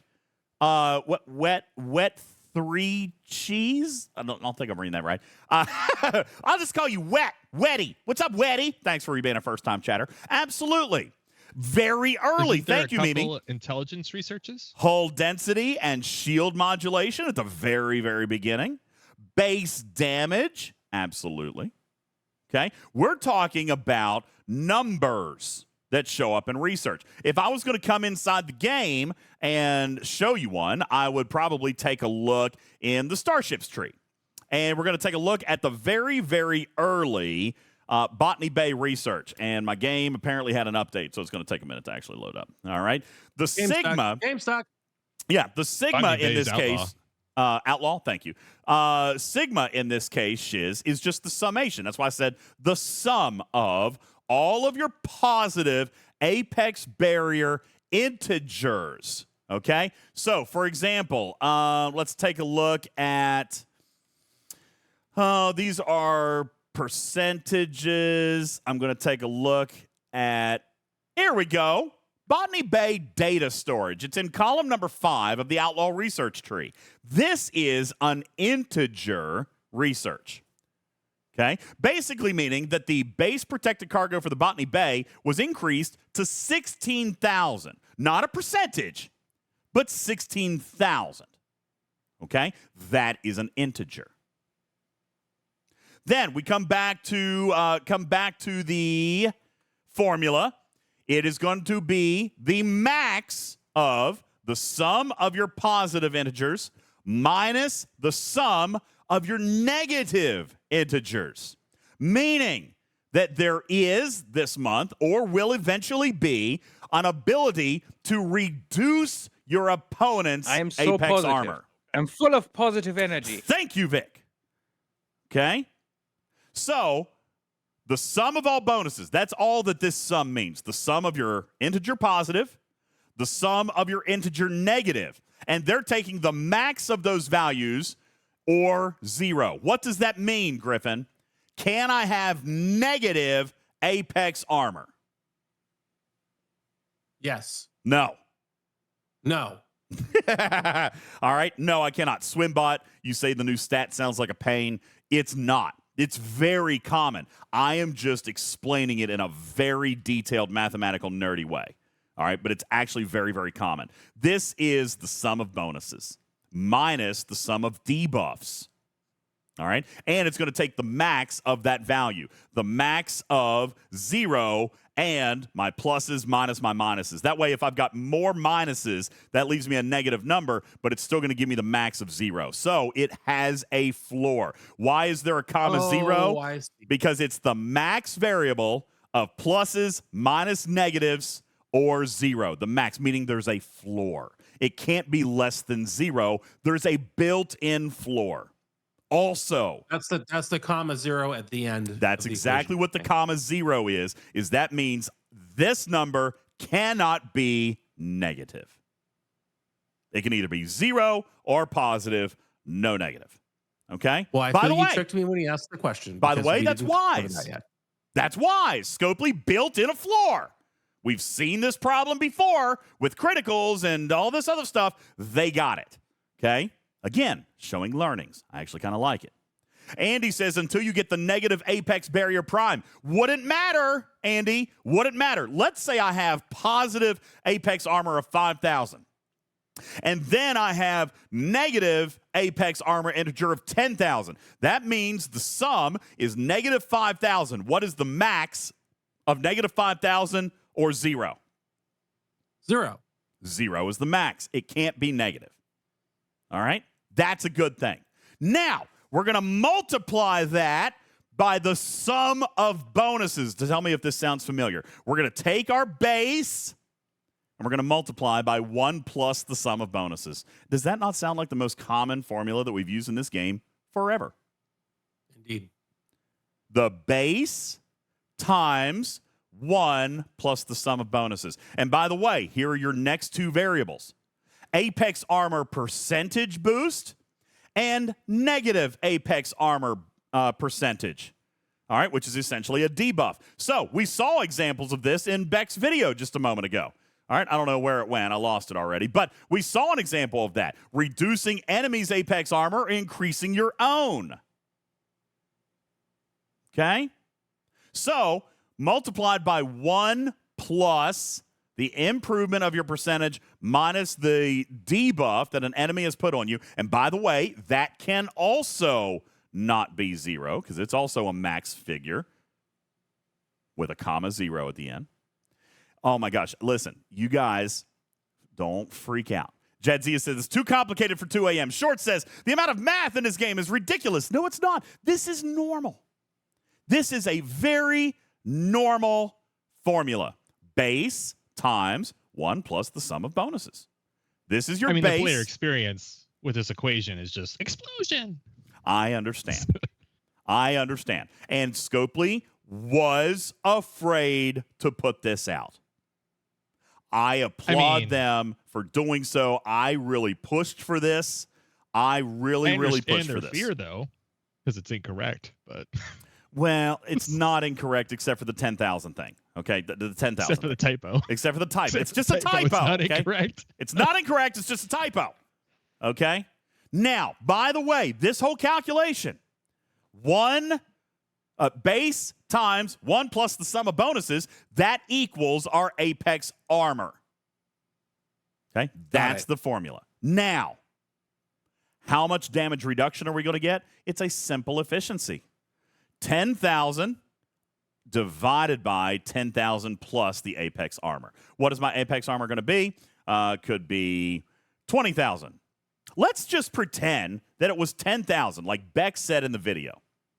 Okay? I'm going to use this example. The damage reduction percentage, which, by the way, is net, okay, is going to be 1 minus 10,000 divided by 10,000 plus Apex armor. She said 10,000 Apex armor would double my survivability. Let's check her math. If I divide 10,000 divided by 10,000, I know, Swimbot, it says 1,000. It's wrong. It's 10,000. I've said this a million times. Please bear with me. They'll fix it, but it is 10,000. 100%, 10,000. Now, Griffin, what is 10,000 plus 10,000? Easy math. 20,000. What happens if Canadian math? You divide by 10. Stop. What if I take 10,000 and divide by 20,000? That is a very easy. 0.5, right? 0.5. What did I just show you? 1 minus 0.5 equals, in fact, 0.5. My damage reduction percentage will be 50%. I have a question. Okay. Should the last line then say damage taken equals unmitigated damage times the rest of that? Damage taken, yeah, that's also a typo. It should be unmitigated damage. Unmitigated damage times 1 minus the damage reduction. So that's right. It's unmitigated damage times the 50% damage reduction that I've got. So that is also. Well, that makes perfect sense. Cool, I love it. Okay.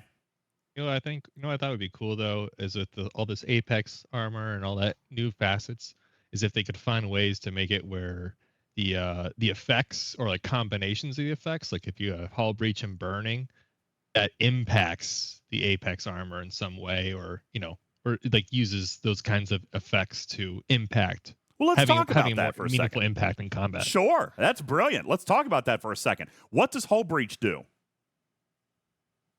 At its core, improves your critical hits. It improves critical hit, which means it improves your damage output, right?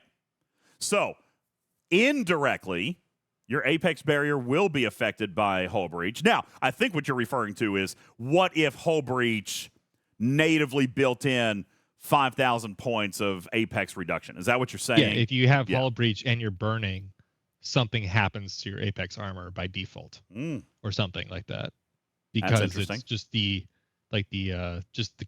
just like with all the effort that they put in the Titan to have all those combinations of effects active for those bonuses. Interesting. A lot goes on in combat, so yeah, that would actually be a very cool idea. Certainly a way for them to get morale back into the swing of things.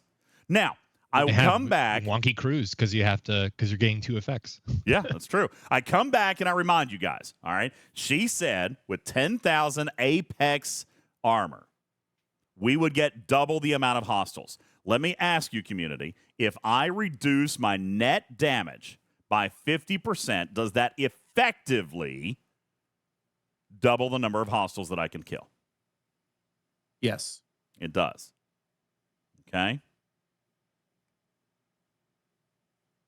However, it does not double my whole health points. It does not. Right? It does not. Yet, now, Dragon Keeper says no, Killer says no. On the law of averages, yes, it will. But this is why I said at the beginning, the whole health points was an incorrect way to describe this, because you do have crits, you have abilities, you've got min-maxes, et cetera, et cetera. Now, what she did say as a follow-up in the video was that if you could kill 10 hostiles, now you can hit 20. All right. Omicron says, does it let you be more successful punching up as well? Yes, it would, Omicron, if you were going for 1 mega hostile, right? But, I mean, because anything that this does is increasing survivability. That's right, Game Junior. You're improving your gas mileage. It doesn't make the gas tank bigger. It just spends less driving. I love that example. That's a beautiful example. Okay? Now, let's increase between the Apex armor and your regular armor, or is it its own, like in terms of Like if I have gotten 10,000 Apex armor, I am scaling this compared to my regular armor. Has nothing Or to is do it with a regular completely armor. What do you? different scale? Nothing to do with regular armor. Get regular mitigation doesn't matter. Take it. It is completely Okay. out. This is not anything to do with original armor. This is a whole new. No, variable. I just meant in terms of like if you have 10,000 Apex armor, what does that mean for something that has less than 1,000 armor, kind of thing, like relative buff, like Well, like no, listen, meaningful impact. Listen, we're talking Apex armor here as a calculation. Okay, so Apex armor integer. Apex armor percentages all mapped out to equal the statistic Apex armor. Now, from this point, Apex armor is an exact. There is no variable for the hostile, I think is what you're saying, because the damage reduction is 10,000 divided by 10,000 plus armor. All right, so let's take Beck's example and go 20,000 Apex. Okay, 20,000 Apex. Let's go with 20,000. So I've got 10,000 on the top. On the underside of that, I'm going to divide it by 10,000 plus my armor. Let's say that I have 20,000 in armor. So that means now I'm going to divide 10,000 by 30,000, right? I'm going to divide 10,000 by 30,000. That is 0.333. I'm going to do 1 minus the 0.3s, which means my damage reduction is now 67%. And here is why I have a problem with the whole health example. This is why I have a problem with the kill twice as many hostiles or kill 3 times as many hostiles, even though it kinda does work that way. Oh, my dear God, it's an efficiency. It's an efficiency. Because the net effect is going to work, okay? If I'm reducing 67% of my damage, only 33% is going through, which means it would take me 3 hostiles to hit the original 100%. But that's exactly right, Jonathan Ingram. It will diminish as we level it up. So Scopely's learning? No. I fought against this. I'd say they're learning. Well, I mean, I think this prevents them from creating like, how this math gets so wild and crazy. Oh, this is how. He didn't set a cap on it. That is true. There is no cap. There's no cap on this. You could get all the way up to 99.99999% damage reduction. It'll never hit 100%. All right. Let's do 100,000 Apex barrier. Okay. And by the way, Stewie and I had a disagreement on this. While it is calculated as an efficiency, Scopely did wisely calculate it in such a way, Jonathan Ingram, that you will, in increments of 10,000, get an increase in your integer multiplier. In other words, 2 times more valuable, 3 times more valuable, 4 times more valuable, et cetera, et cetera, et cetera. For example, let's pretend that we have 100,000 Apex. Okay? Actually, I'm going to say 90,000. Let's pretend I've got 90,000 Apex. That means my damage reduction is going to be 90%. 90%. Okay? Here's how I do that. 10,000 divided by 90,000 plus the 10,000. Okay? Which basically means I've got 0.1. Then I'm going to do 1 minus 0.1. So now I have 90% damage reduction. 90%. I know, Nolan. Math. 90% damage reduction. Effectively, Jonathan Ingram, it does actually, it is an efficiency barrier, but if I've got 90% damage reduction, I am actually killing 10 times as many hostiles, right? I mean, it's no PMC, nine times as many hostiles. I like that. All right. So they got around it. It is an efficiency model, but it still has a calculatable net impact. That's right, Dragon Keeper. They actually found the best of both worlds. This is not only an efficiency, but not a diminishing return, which is wild. Okay? Because they're using integers for Apex armor instead of percents. Have we seen that before? We This- have I think never. this is a breakthrough. We've never seen that before. They're using an Wow. integer instead of a percentage, which means it is not a diminishing return, Jonathan Ingram. It is an efficiency, but because it's not percentage based, it's not a diminishing return. That's exciting. Which is very, very, very good. Cruzito said the end result is a percentage, but I get it. But they're calculating it as an integer. 10,000 apex barrier equals 100% increase in survivability. Okay? And part of my confusion, but is this something that's like every single attack this applies? Yeah. Sure is. It doesn't run out? Okay. Does not run out. Okay. Mimi says it's still diminishing returns. You're just being tricked by the scaler. Not really. It's not a diminishing return because it's every 10,000 gets you another 100% increasing in survivability. Okay. If I've got 10,000, that's double my original. If I've got 200 or 20,000, it's triple my original. If I've got 40,000, it's quintuple my original. No diminishing return. Okay. Check says 100,000 only gives an extra 1% reduction from 90K. It should be 10%. All right, kind of. Check says, all right, let's do the example. 90,000 we just did would be 10%. But you have to divide that by the number of hostiles. You got to remember about the number of hostiles. If one hostile now is doing 0.1%, then I can kill 10 hostiles for the original 100%. Does that make sense?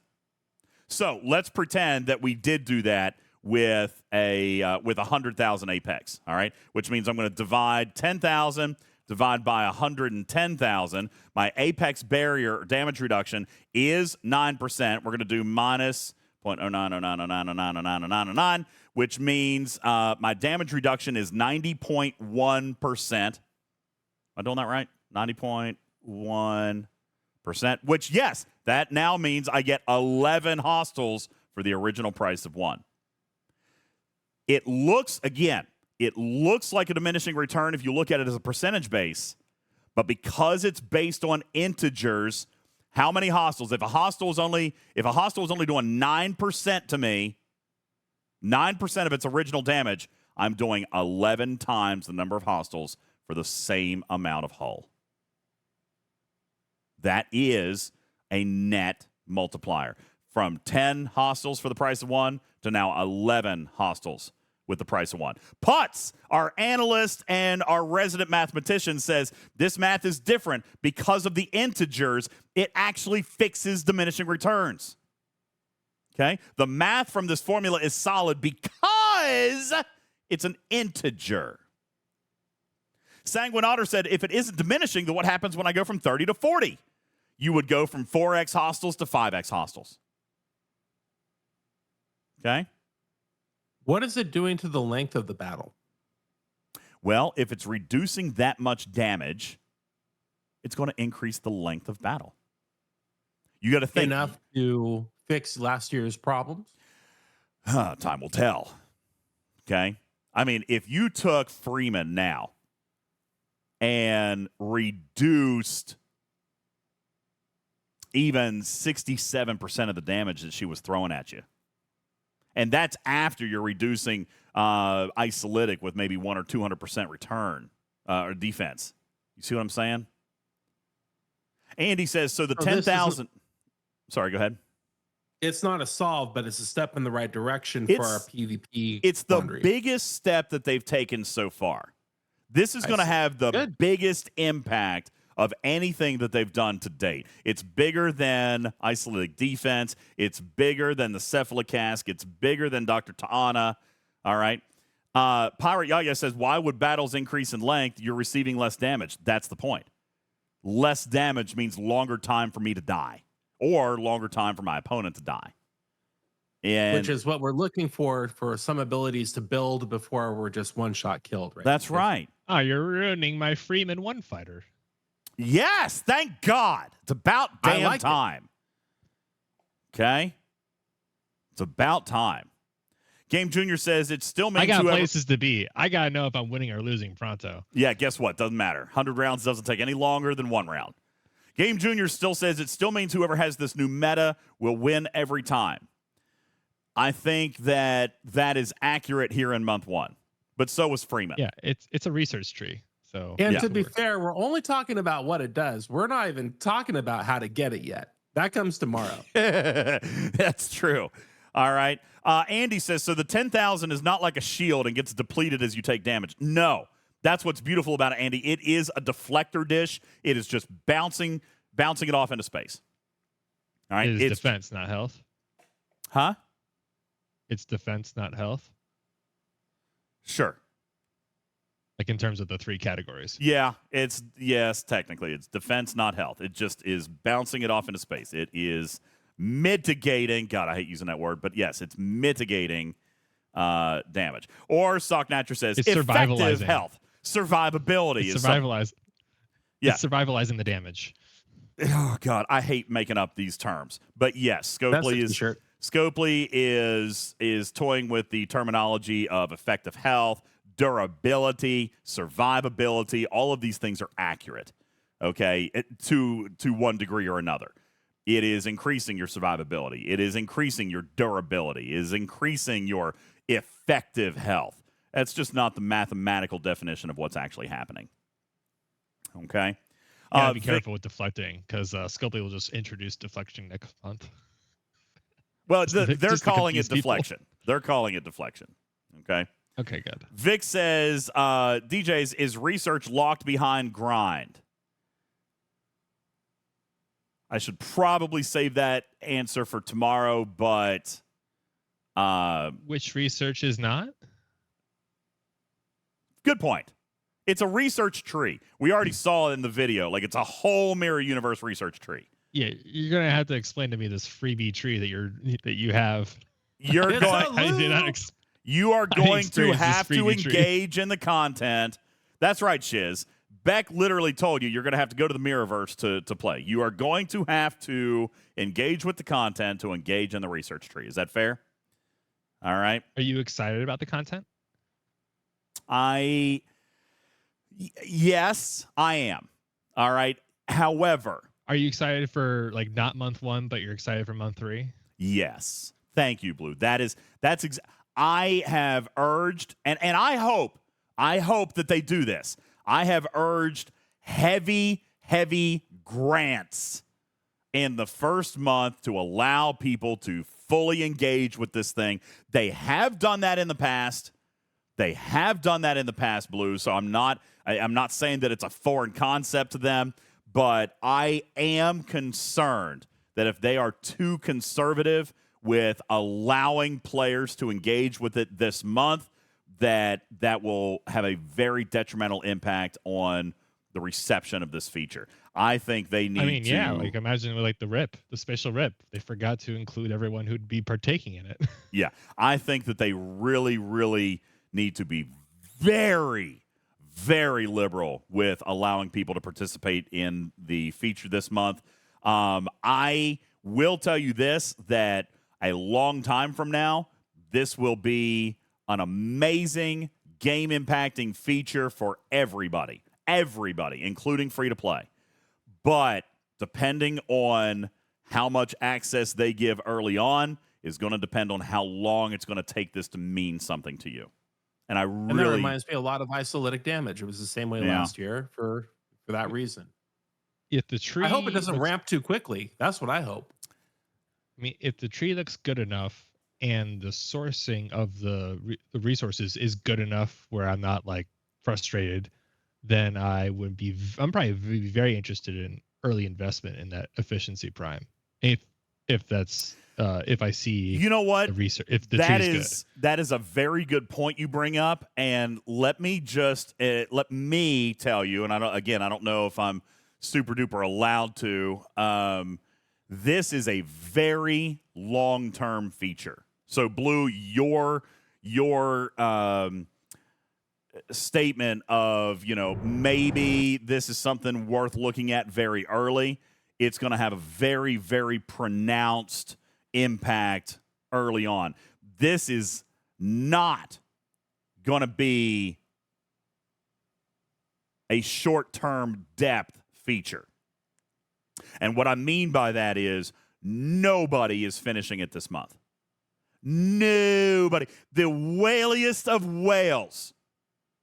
I know. Hold my beer. Challenge accepted. All the things. Challenge accepted. Yeah. The whaliest of whales are not going to finish this feature this month. Okay? You hear that, Canine Tooth? Not a chance, Duval says. Challenge accepted. Accepted. No. All right. This is. They just use the word can't. So what do you expect? Be sure to use my creator code when accepting my challenge. Oh wow! DJ's show. Yeah. Beat Scopely You see how I Devs. did that? You see how I did that there? Yeah. All right. But that being said, They this threw a ska at it. Yeah, I know. We have a ska. All right, we have a hook. We have a ska. This research efficiency, if you plan on pushing this feature pretty daggone good, then I would imagine that would be a very nice prime for you. Okay? Oh, okay. All right.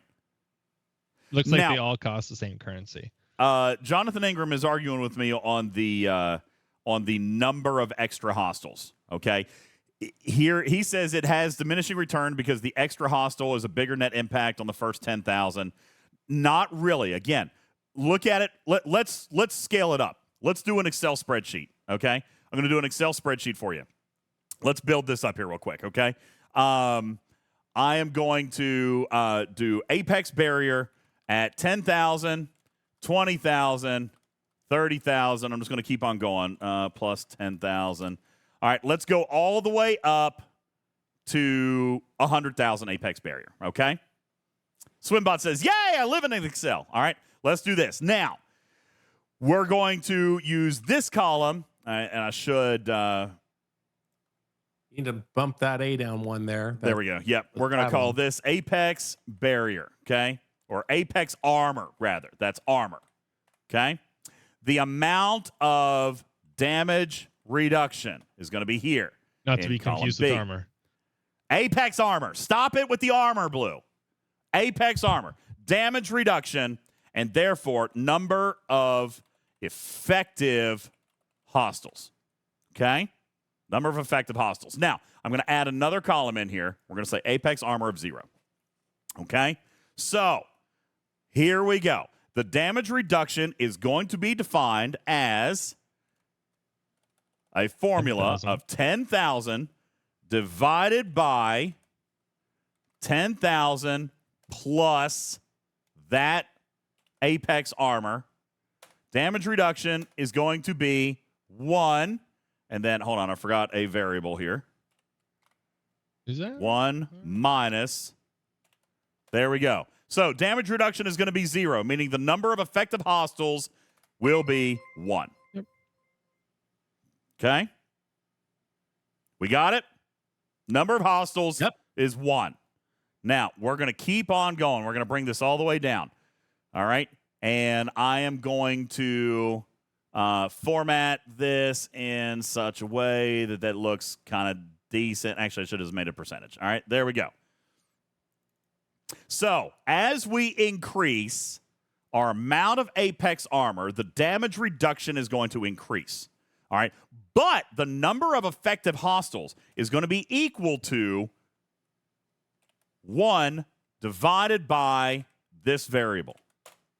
2 hostiles. And that's the key. Yes. It is an integer, which means each level, I didn't do that right, 67, 1 minus, that's not the right formula. It's going to be equal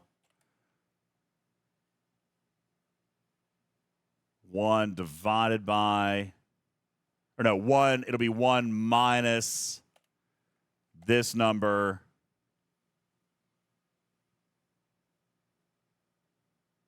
Of like a base number of hostiles minus the damage you take? That's reducing? Hang on. 1, what is this formula? It's going to be... So maybe like start with 10 hostiles? Hang on. A percentage increase of hostiles. Well, if I'm reducing, it's going to be 1. I mean, Jonathan is talking about 0 Apex. I guess a firm question is, how long, once June arc hits, how long can players expect to be 0 Apex armor? Well, we don't know the economy yet. But I just meant like in terms of time to, like, if you put in effort, can you do it, or is it nope, that's just locked, or kind of thing? I guess that's the Thank fundamental you, question. Swimbot. You got it. I was close. 1 minus X times. Oh, go up a row. Yep, Yes. that's right. There you go. Mm-hmm. I didn't do that right. 1. Oh no. Hang on. It's so false. It's those cat paws. Times that. But it's There you not go. a. Now It's drag not a. that down. Yeah, but it's not a percentage. Hang on. That's going to be just a number. Nope, that's still not right. 1 minus B times the top. I'm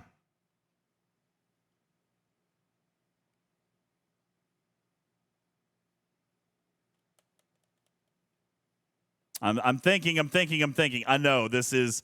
I'm trying to reverse engineer. It's the inverse of the reduction. It's 1 minus the inverse of the reduction. Did you see McShizman? 1 minus the inverse. Okay, so we're going to equal 1 minus 10,000 divided by. About 10,000 plus did you try Apex armor. 1 over B? Hang on.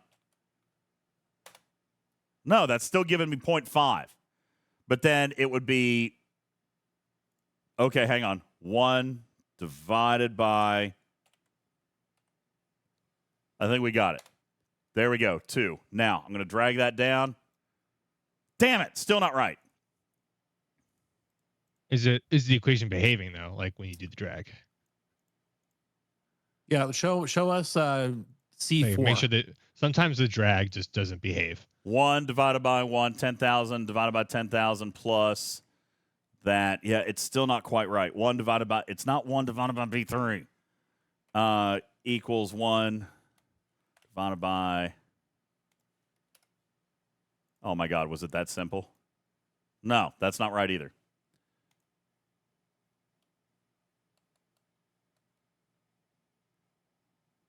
Is it? Wait, are you? Yeah, it's diminishing. 1 divided by 1 minus the percent, okay? Equals, this should not be that hard to reverse engineer. I just can't get it in my head. 1 divided by 1 minus the percent. Thank you, Jesus criminy. Thank you very much. Who did that? What was it? Who did that? Her Culkin. Thank you. 1 divided by 1 minus the percentage. Thank you. Up, up, down, down. A, B, X, X, O, O, Y. All right. That's the cheat code. All right. Putz says, this is definitely not the thing to do on the fly, but man, it's a fun watch. I'm sorry to the podcast audience. But anyway, listen, this right here. It's a journey. This right here, Jonathan Ingram, is why it's not a diminishing return. Each 10,000 Apex barrier increases a factor of number of hostiles you can kill by 1.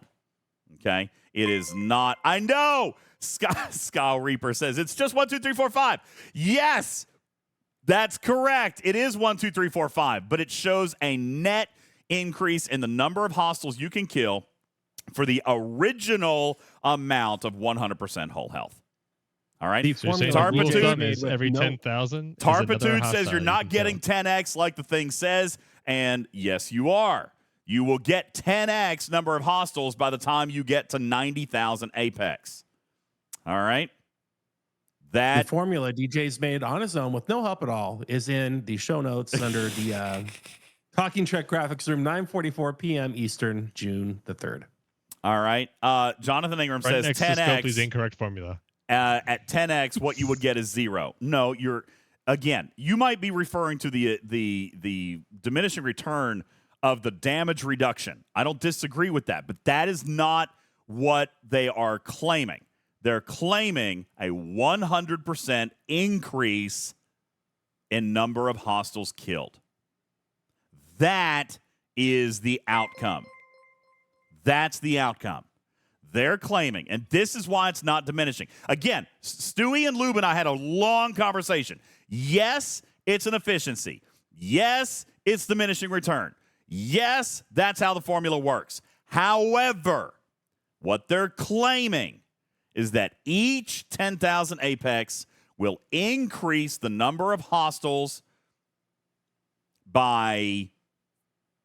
increase the number of hostiles you can hit for the original amount of hull health. Okay? By a factor seems a bit much. Well, they are saying that each 10,000 Apex increases your survivability by 100% of base, which is true.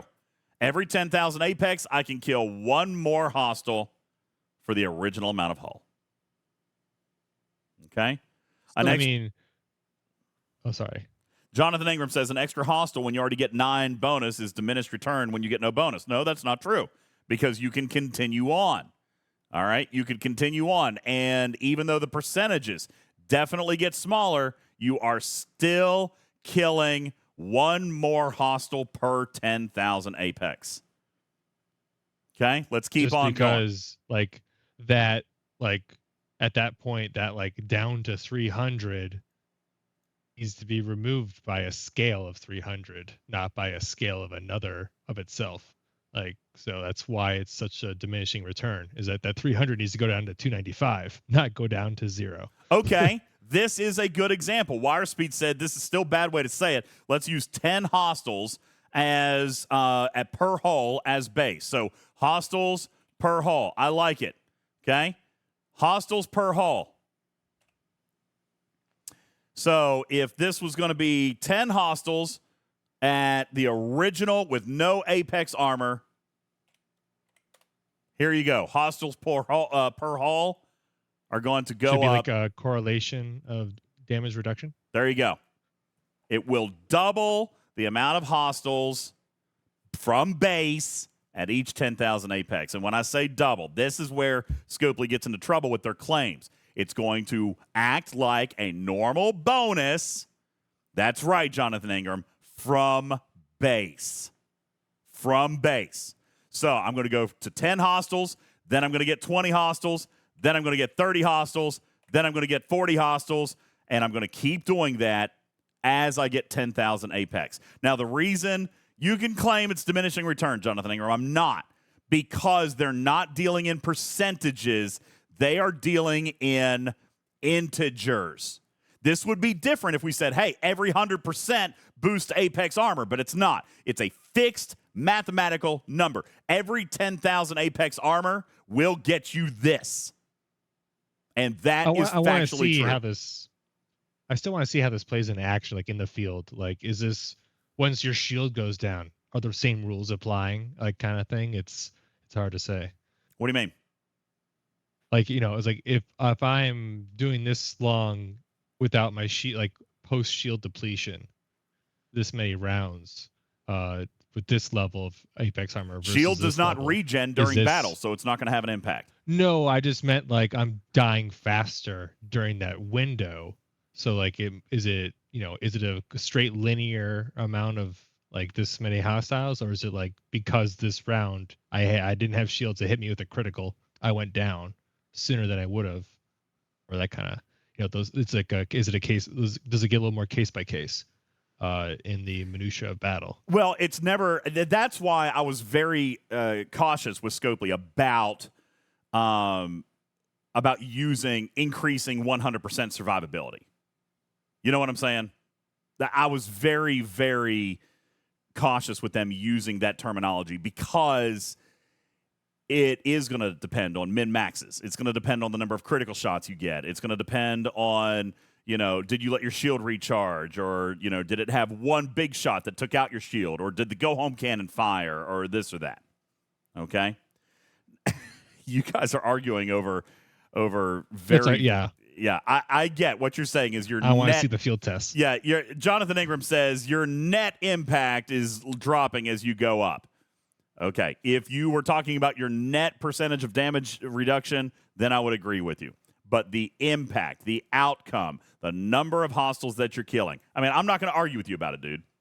It is what it is. The number of hostiles is going to increase every 10,000 Apex.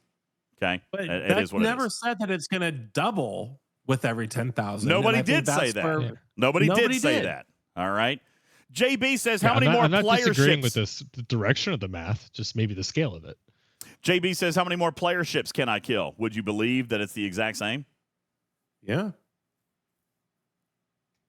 It works the exact same way. Now, the Unless you're problem firing zeros. The problem is with PvP, it's usually one, right? Hostiles per hull, you know, I don't know. That's going to be a really tough thing to kind of calculate because PvP is so borked in this game. And you've got Freeman, and you've got the order of operations, and you've got, you know, crap, I just messed up my formula. And you've got, you know, who's firing first. You've got the critical damage and all this stuff. However, this is why I say I find actual hope in this. This is the largest piece, the largest step that they have taken towards fixing PvP. This is the largest single step that it has taken towards fixing PvP in a long time.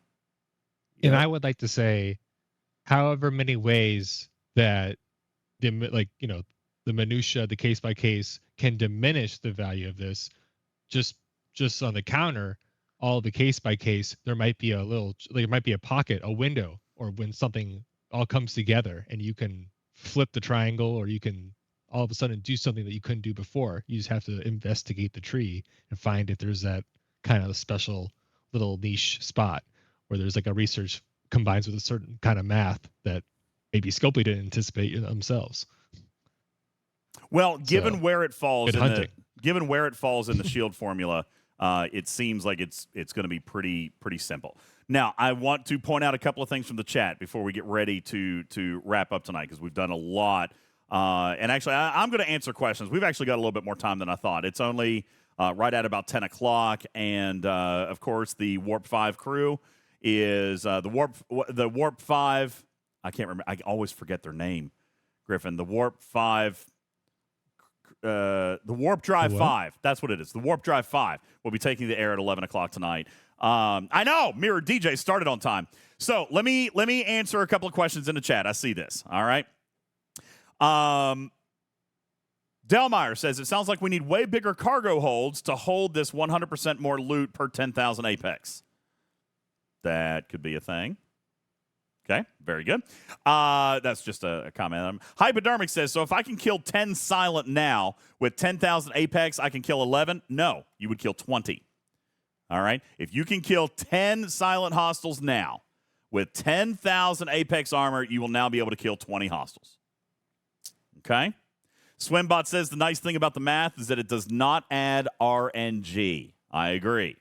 All right? I do like it. Let's see. I have a difficult question. All right. If this adds a loop that adds more hostiles to kill, fair. However, I will ask, why are they doing that before revealing Eviscerator sourcing? Because that Gorn loop still kind of is wide open, right? The Eviscerator, the loop itself. I understand they're busy and everything. I just don't want them to forget about it. I want to postulate that question that I'm sure they have something in mind. This Arc Runner has absolutely nothing to do with it, but trust me, nobody is forgetting about it. I hope that Scopely comes out with the Eviscerator event this month. I don't have information on that, but I mean, obviously, we're not going to forget about that. But as Hammy says, it is supposed to start in June, so we shall see. Okay. Mm-hmm. Strider says right now this seems way more useful in PvP than PvE. I kind of agree, Strider. Yeah. This looks like the single strongest way that they have introduced thus far in prolonging battle. And what did they do? They decreased the amount of damage. I mean, simply put, they decreased the damage which is what we've been saying forever and ever and ever. They have to decrease the damage. All right, I'm still going PvP through. just got more interesting. Yeah, it can. It can for sure. Okay. I don't know that this is going to solve it completely, and maybe not in month 1, but now, hey, great question. Welch says, what effect will Apex Armor have before 10K? Let's do it in 5,000 increments. How's that? Let's do it this way. Plus, oops, equals, what is wrong with my scroll lock? Sorry. What is actually happening here? I think I did something wrong with my keyboard. Plus 5,000.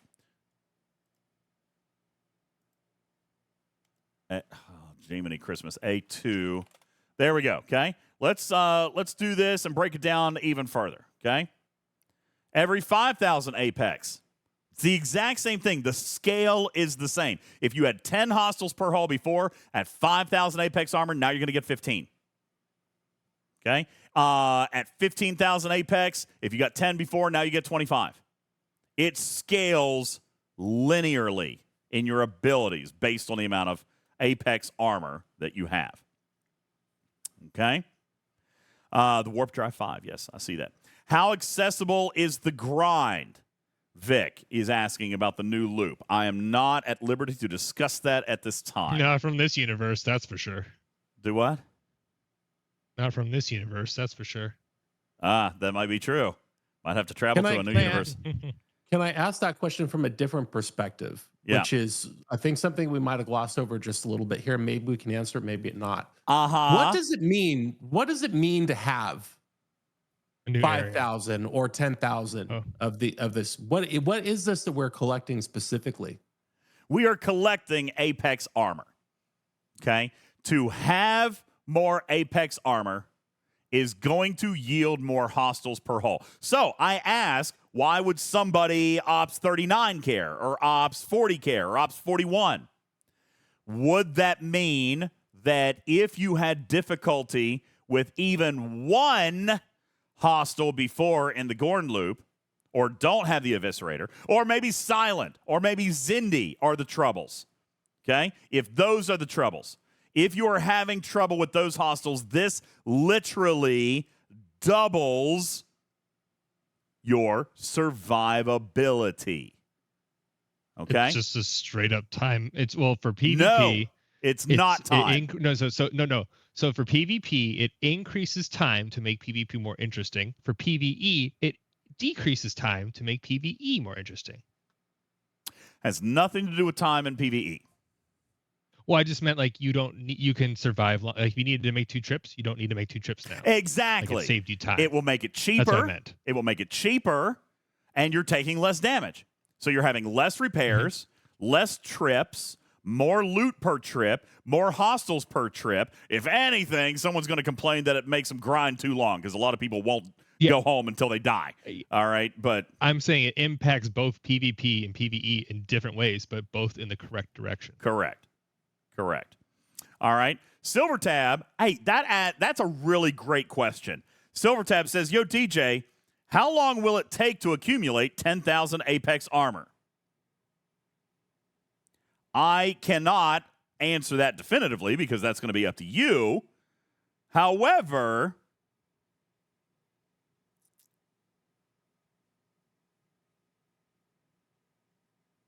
shouldn't be that hard. I'm looking at my notes. He's reading. I'm looking at my notes. I thought you were like reading PMs. No. I mean, there might be PMs somewhere. All right, I'm just checking. I'm looking. No, I'm looking at my notes. Should not actually be that hard. Okay. How do we know how much we've accumulated? Is that in a screen somewhere in the research tree? No, I don't think it's going to be. You'll be able to reverse engineer that by the battle log. But remember, there's 4 variables. So having it just show up super easy is probably not going to be something that we see very easily. Remember, you got 4 variables: positive integer, negative integer, positive percentage boost, and negative percentage boost. The combination of those 4 are going to give you your culmination of Apex Armor. Okay? Oh, so that number is like a Spock's Club production, probably. Yeah, I'd say Spock's Club will definitely be able to do that. Andy says, so now we can hit the hostile cap faster. No. Has nothing to do with saving you time. It will, except for warp times, potentially. It will increase the number of hostiles you can hit per hull and decrease your expenditure for doing that. It will save on repairs and potentially warp time if you were sending multiple stuff, okay? Guru says, so, quote, DJs, shouldn't be that hard to basically double my hostile killing efficiency. That's pretty massive. I agree. All right. But will the Kirshara artifact work? Nope. Oh, right. I still like my Kirshara. No, got it. I like it. Leave it alone. Bring it back. I want to buy more. Come on. Oh, God, the freaking Kirshara artifact. All right. Yeah, rep grinding will be good with this. Earning more loot will be good with this. I mean, no help with armadas, though. Don't get that twisted. It does not function in armadas. Okay.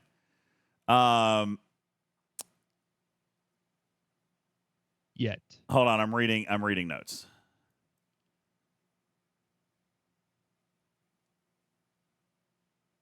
Can I read that?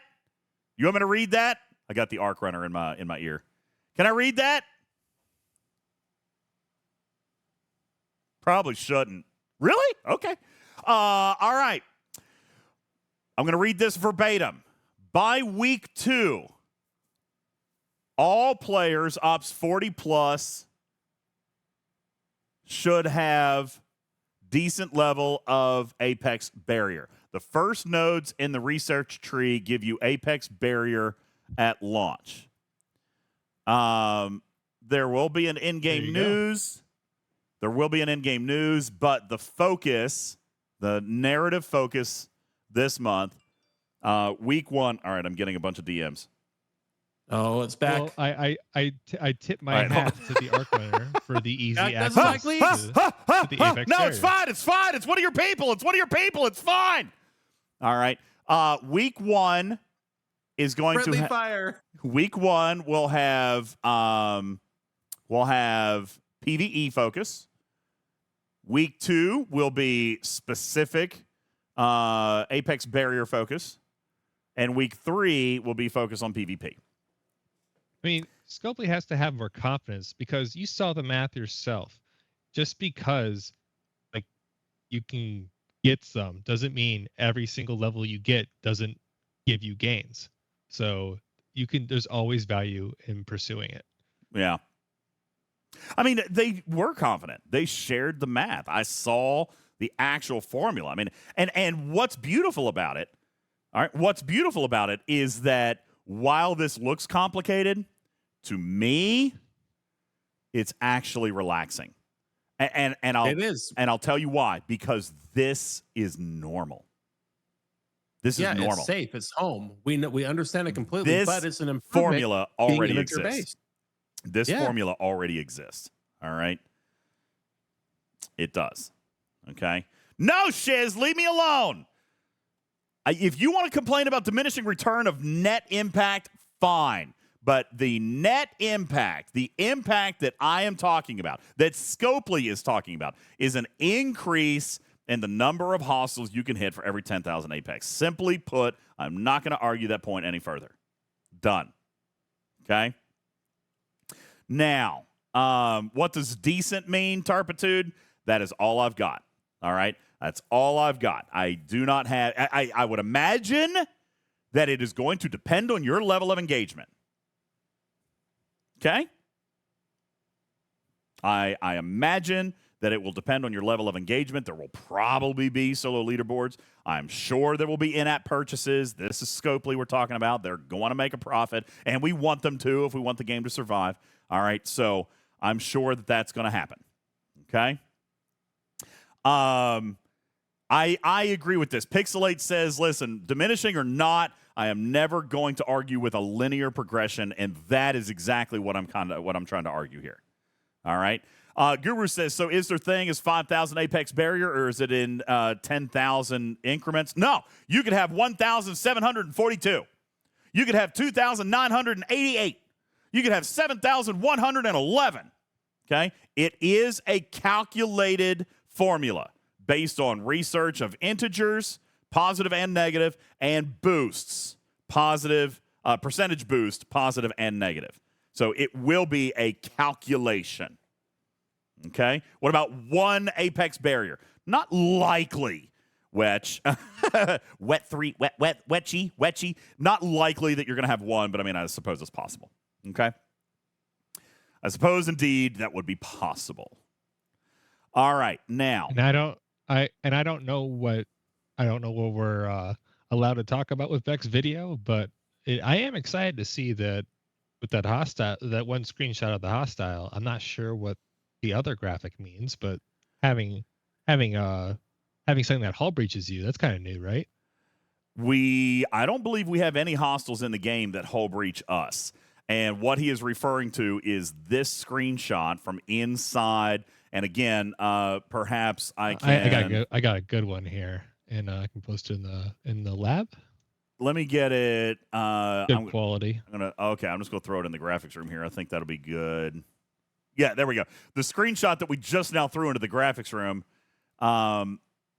is referring to, what they're referring to are these symbols on the right, the ship abilities. All right. And as of this moment, I don't know exactly what they're going to be, doing it with, or what these abilities are. Percentage of Terran, whatever that is. Yeah. But yeah, that's the hull breach icon. That is the Terran symbol. Okay. This is a Terran symbol. So we don't know what the ability is, but it is clearly something to do with the Terran Empire. It's going to affect your Terranness, that's for sure.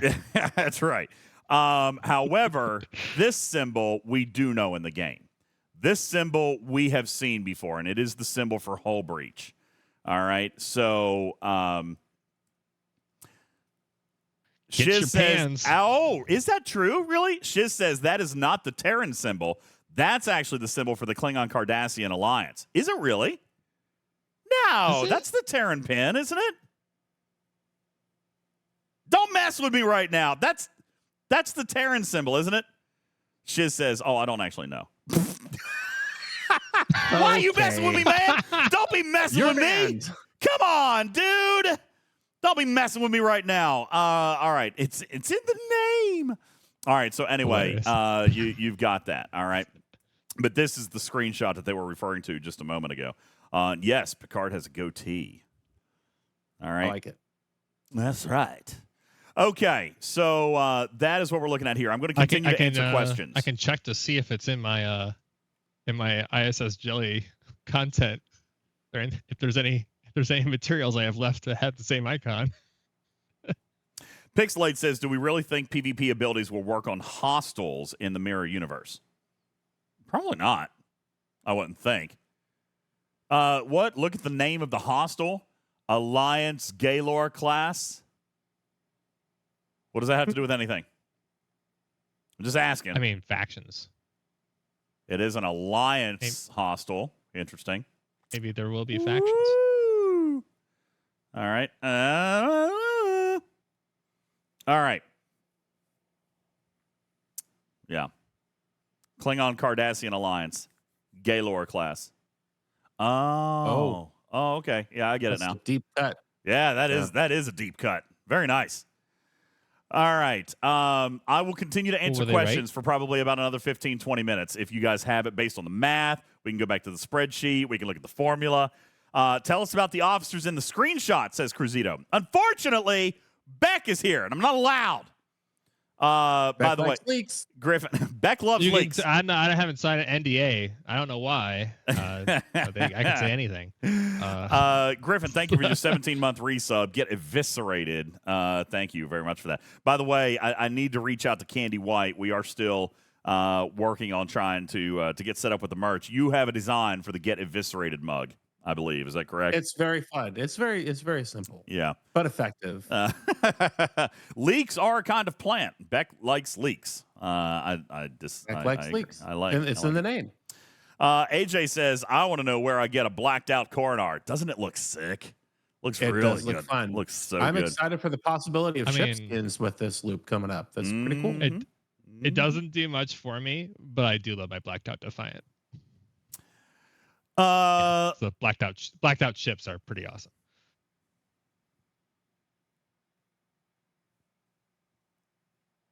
Oh my gosh, my name is Beck and I like plants and I'm a valley girl and listen to me do all the things on Rev Show. Still DJ Show. Yo, okay, I see what you're saying, man. Can I share that particular research? Like, not the other stuff, but can I share that research? That might be helpful if I can do that. Just the tickle. Yeah, just a little. Okay, he says no. Here's what he writes. He says, we are not shipping. Okay, we're not shipping Apex barriers in tens of thousands. Most buffs are going to be shipping in hundreds at a time. Okay. I mean, yeah. All right. Most. you're gonna have to. You're gonna have to work. Let's just go ahead and obsolete the content. Month one. Yeah. Most buffs. Most of the Apex buffs are shipping in increments of hundreds. Okay. And he confirmed that we don't know where we're at any point in the game. That's not a number that's displayed to the user. That will likely be a game design or UI question. I don't think that we know that right now. But no, I'm going to guess probably not. All right, I'm going to guess probably not. So can we do the chart from 0 to 1,000? Yeah, sure. Okay, let's do...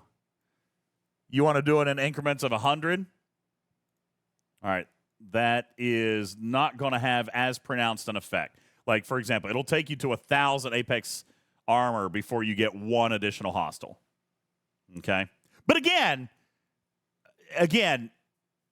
your mileage may vary, right? Criticals, min-maxes, et cetera, et cetera. Okay? There you go. Bad Wolf says, yeah, hence the 3,290 damage reduction you saw earlier. Yeah, because it's not in even increments. All right. Shizman says, would be really nice if we could get like a meta stat account status screen. I don't disagree. I like it. Shiz says, put it in a graph. I don't do graphs. That's a Blue and Jules thing. They can do your graphs. All right. I don't do the graphs. All right. Let's see. I got to tell you, I'm excited. I'm excited that something new is being tried and that it makes sense mathematically and it solves a 5-year problem within this game, which is the law of diminishing returns. This is really cool. I mean, again, depending on who you ask. Here's, like, your crew doesn't work because I'm too weak. Not anymore. Here's what Jonathan Ingram is showing me and why he's claiming that it is in fact a diminishing return. But he's using the net impact on hostiles, and I can see what he's saying. And by the way, I fundamentally agree. And you want to know why? Because it's an efficiency formula. It's 1 divided by. Stewie, somebody clip this for Stewie. This is why I argue that it is, in fact, an efficiency. All right?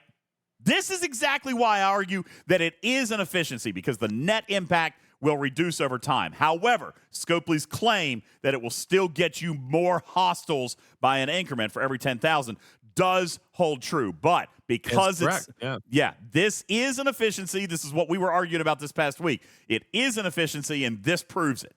All right? However, I will also agree with Scopely that the outcome is exactly what they say, is that it's an increase in the base number of hostiles of 100% survivability. Okay? Survivability. Every 10,000 Apex is going to get you 10 more hostiles. Or 100% improvement from base. Okay? Wildstar says, I can kill 150 level 55 surveys with my Crozier. So 10,000 would give me 300 hostiles. Not thinking this is going to work as intended. For the record, I don't know if you're held up by warp range or whatever, but you're not killing big enough hostiles. At least that's me. You're killing small enough hostiles if you like grinding and don't like repair costs. All right? Yeah. But this is a thing. This is a thing that I have long talked about on this show, is that I would rather punch up. I would rather take less time for the amount of stuff that I want to do. I want to go faster. So this would allow you, instead of hitting 355s, this might let you hit still 50 of the level 60s, for example, Wildstar. That's actually a niche complaint because there are no hostiles between like 57 and 61 for surveys. I'm just saying. I mean, there are scenarios here. Okay. Mm-hmm. No, I get it. Yeah. All right, more questions. I'm just. It is a weird gap, though. I would comment on. And exactly, Cruzito, you're right. This formula holds true if the battle is the same every time, and I've given that disclaimer a half a dozen times tonight. There are min-maxes, there are critical chance, there's RNG. It's not going to hold exactly true, but it's law of averages. This is what it's going to be, law of averages, okay? I want to go fast now. There you go. I don't disagree. Okay. Ice Wolf says, what does this mitigation do for the silence? Because I'm going broke repairing my Vorcha against silent hostiles. This is going to make it cheaper and allow you to kill more, cheaper, and getting more loot. You less broke now. You're less broke. All right? There you go. You're less broke now. You're still broke. Just to state the obvious, this is unilaterally affecting our entire fleet, correct? Yeah. This is going out all the way across the board. All right, no matter what you do, you can do more of it. Exactly. Whatever it is you're doing. And Game Junior says he sees Unless like you're me. mining, but who I cares? see this as a larger punch-up tool. You betcha, man. I want to hit. Exactly. I want to hit bigger hostiles, get more loot. All right, and continue on my merry way. With less hostiles, faster. When I said earlier, it's not going to affect the time, but if you look at it in terms of loot, it would. If I'm able to punch up 2 levels of hostile and get more loot from that hostile, I'm actually able to kill fewer hostiles to get the loot that I need. So I guess there is technically a time component there as well. Technically. I'm really excited to see what this does to Strike Team, for example. That's going to be fun to check out. Here's the thing. All PvP. With Strike Team, any PvP, it's a damage reduction agent, which is what has been needed in the game forever. We've needed here's damage reduction. Like, what does this do to all the crews that have a heavy reliance on the first round, though? Like, I understand there's the Freeman, but there's many others, too. Right? We don't like one-round combat. I am perfectly fine with one-round crews getting the shit nuked out of them. All right? I don't want one-round combat. That's boring. No, I know that. I just meant, like, does they suddenly become never put them on the bridge? That's the question. I don't think so. I mean, you still listen. If you were reducing the amount of damage you take by half, if you're on the offense, you still want to increase the amount of damage, right?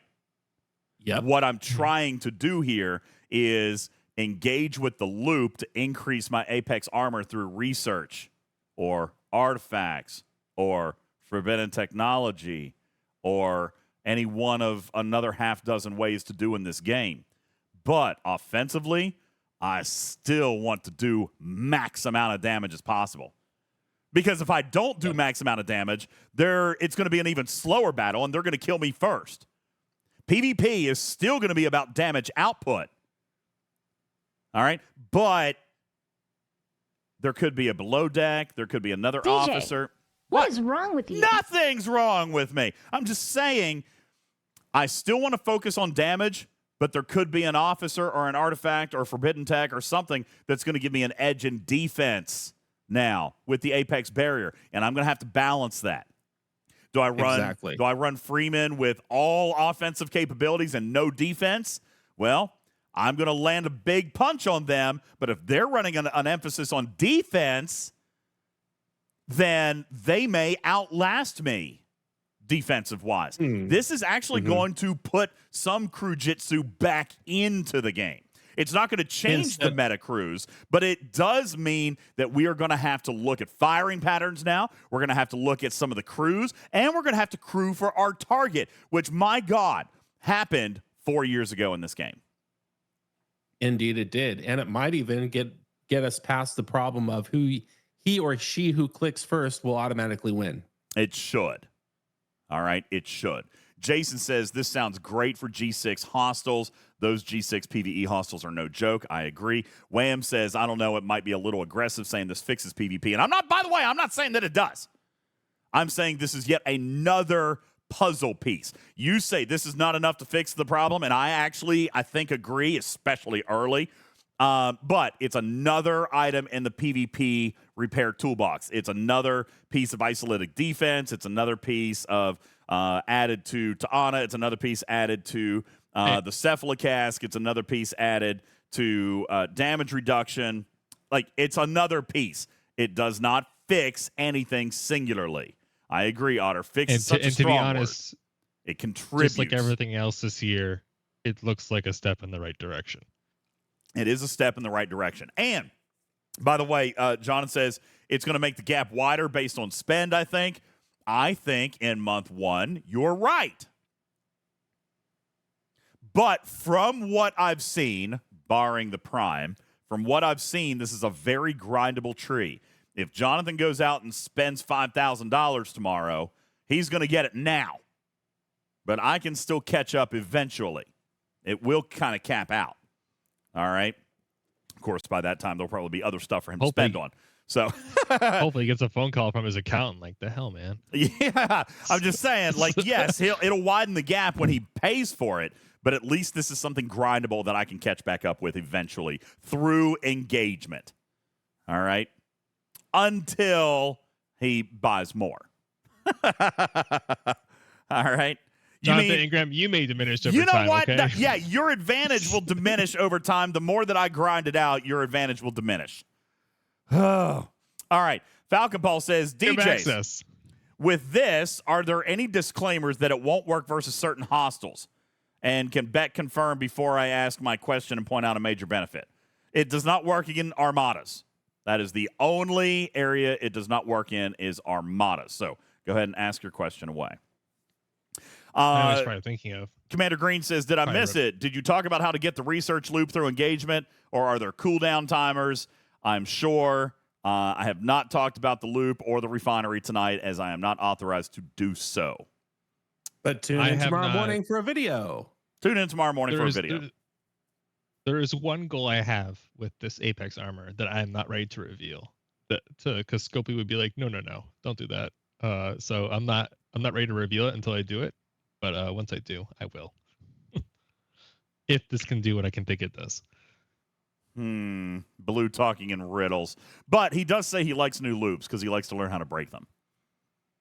So, Tarpitude says, but you just said refinery. I didn't. I mean, I did, but I didn't. It says refinery in Beck's video. Boom. Mirror refinery. Wait, there are YouTube videos? There will be.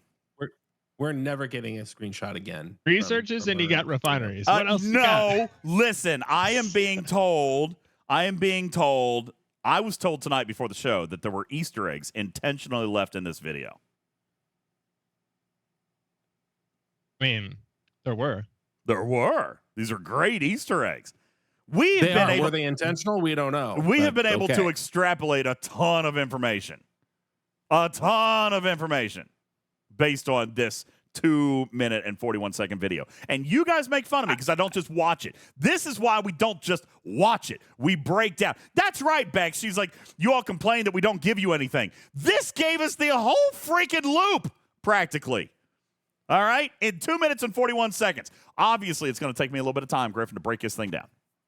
Just saying. I like how Scopely thinks that like showing the artwork of the officers somehow changes the value of the officers based on time before they've even come out. Do what? Like, oh no, you saw what officers are there 12 hours before we release them. This incredibly changes the value of them. Just like, no, it doesn't. It's perfectly fine. It's like Blue. No idea what he's he's saying. Christmas. You want presents to open on Christmas morning, Blue. You don't want to open all your presents the night before. But what does it do? That's the present. We don't know. Well, what does it do? there are other presents. There are more presents. Okay. It's just the artwork. It reveals nothing. What the officer does is the entire factor, right? That's true. That's fair. We can see the officers that we are potentially getting, All right. Can't you hype them up a bit? You know, right? Is this hype? DRM says, I think it is. I think it is a little bit of hype. Beck left us a lot to chew on in this video. All right. They did. They left us a lot. Thank you, Beck. A lot to chew on here. Okay. That's appreciated. It really Apex is. too. And again, I will. Yeah, Balabomb. That's funny. Beck would like that. DJs, I don't know about you, but this seems to neither suck or blow. That's correct. We were we were watching Spaceballs last night, Discord movie night, and I told him that Spaceballs the movie was a leak for the upcoming arc. They were like, "Oh, great! Is it gonna suck or blow? We don't know." Yeah. I was watching a clip in Fallout where you can guess a password, and he's like, 1, 2, 3, 4, 5, 6, and it's like, oh, welcome, Mr. Mayor.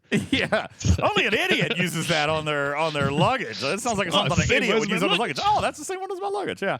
There were some great quotes last night in the movie night chat. We'll look forward to doing more of that as time goes on.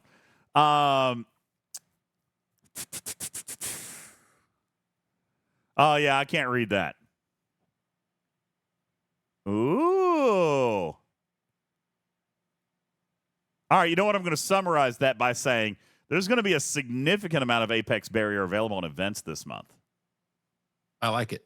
Ooh. Ooh, you get engaged, you get Apex Barrier. Funny how that I works. like how they said that, like day one, there's engagement, because if it's just out of reach, you're immediately disinterested. Well, that's what I was saying. Like, I think it's really, really important for them in all areas of this month. Listen, there is a huge piece that we have not talked about yet. Okay? And that is what I'm also warning Scopely about is the full engagement. But there is a huge piece. Like, what you've seen tonight, you think this is big, there's even more. And we'll have more for you tomorrow morning. K92 says, is Apex Barrier a currency or a stat? It is indeed a stat. Okay? So when they say that we're going to be able to earn Barrier in events, I would presume that it is going to be the currency that you'll just buy anyway. Yeah, you're probably be earning research credits that invest into Apex Barrier. That's exactly what I was trying to ask a half an hour ago. Thank you, Canine Tooth. What's that? That's a better version of my question. It is a stat. Okay. And if there's a research tree, don't act like there's not going to be that big old research SLB. Oh, for sure. There probably is. And listen, we really shouldn't be giving them grief on that stuff. I know people don't like the buy this event. It's a good tree. It's a good tree. It's added value. I mean, I would not mind if there was a buy this event for literally every pack they sold. It's just more stuff for your buck. You know what I'm saying? Like, it's just more stuff. So in terms of like packs that I have bought over the years, like if someone asked me today, like, should I buy the Territory 3 pack, like the Territory Research 3 pack? I'd be like, no, it's trash. However, the day it came out, or at least the week, like the period it came out, I got it. And that was where I was able to get like level 6, like 60% efficiency on all like research ships and everything, when that was like the first time it ever went that high. And that was like a huge jump start day one. And like 3 months afterwards, it's not worth it. It's not worth it at that point. But however, in sync with the event and everything like that, the value just piled on to like, oh, I guess at this 24-hour period, it's worth it. Okay. Yeah. So hopefully Scopely's release, hopefully implementation catches up exactly to their hopes and dreams. Yeah, I agree. Jonathan Ingram writes in the chat, I've never bought a pack because of the buy a pack event. It's just bonus free stuff for engaging early. And that's exactly how I feel about it. Nobody should ever really be fussy about those. That's just added value. Yeah. That's bonus stuff for buying early. There's nothing wrong with that. Okay, you guys should not. I don't buy for more. I buy for even more. Yeah, that's a fair way of putting it. I got to be honest with you. I mean, again, haven't seen everything. I've seen a lot more than you guys, but there's probably, God, I look at this like I did with Artifacts when it first came out, Griffin. I fear that this month will be something I probably shouldn't spend on, but I probably will, to an amount that I'll be embarrassed about. But I'm kind of excited about it. Beck has the the comment in chat. And I like this. Thank you. Beck says, you guys give DJs a lot of trouble for his slow watching videos, but going slow meant he was acting all Where's Waldo on you guys.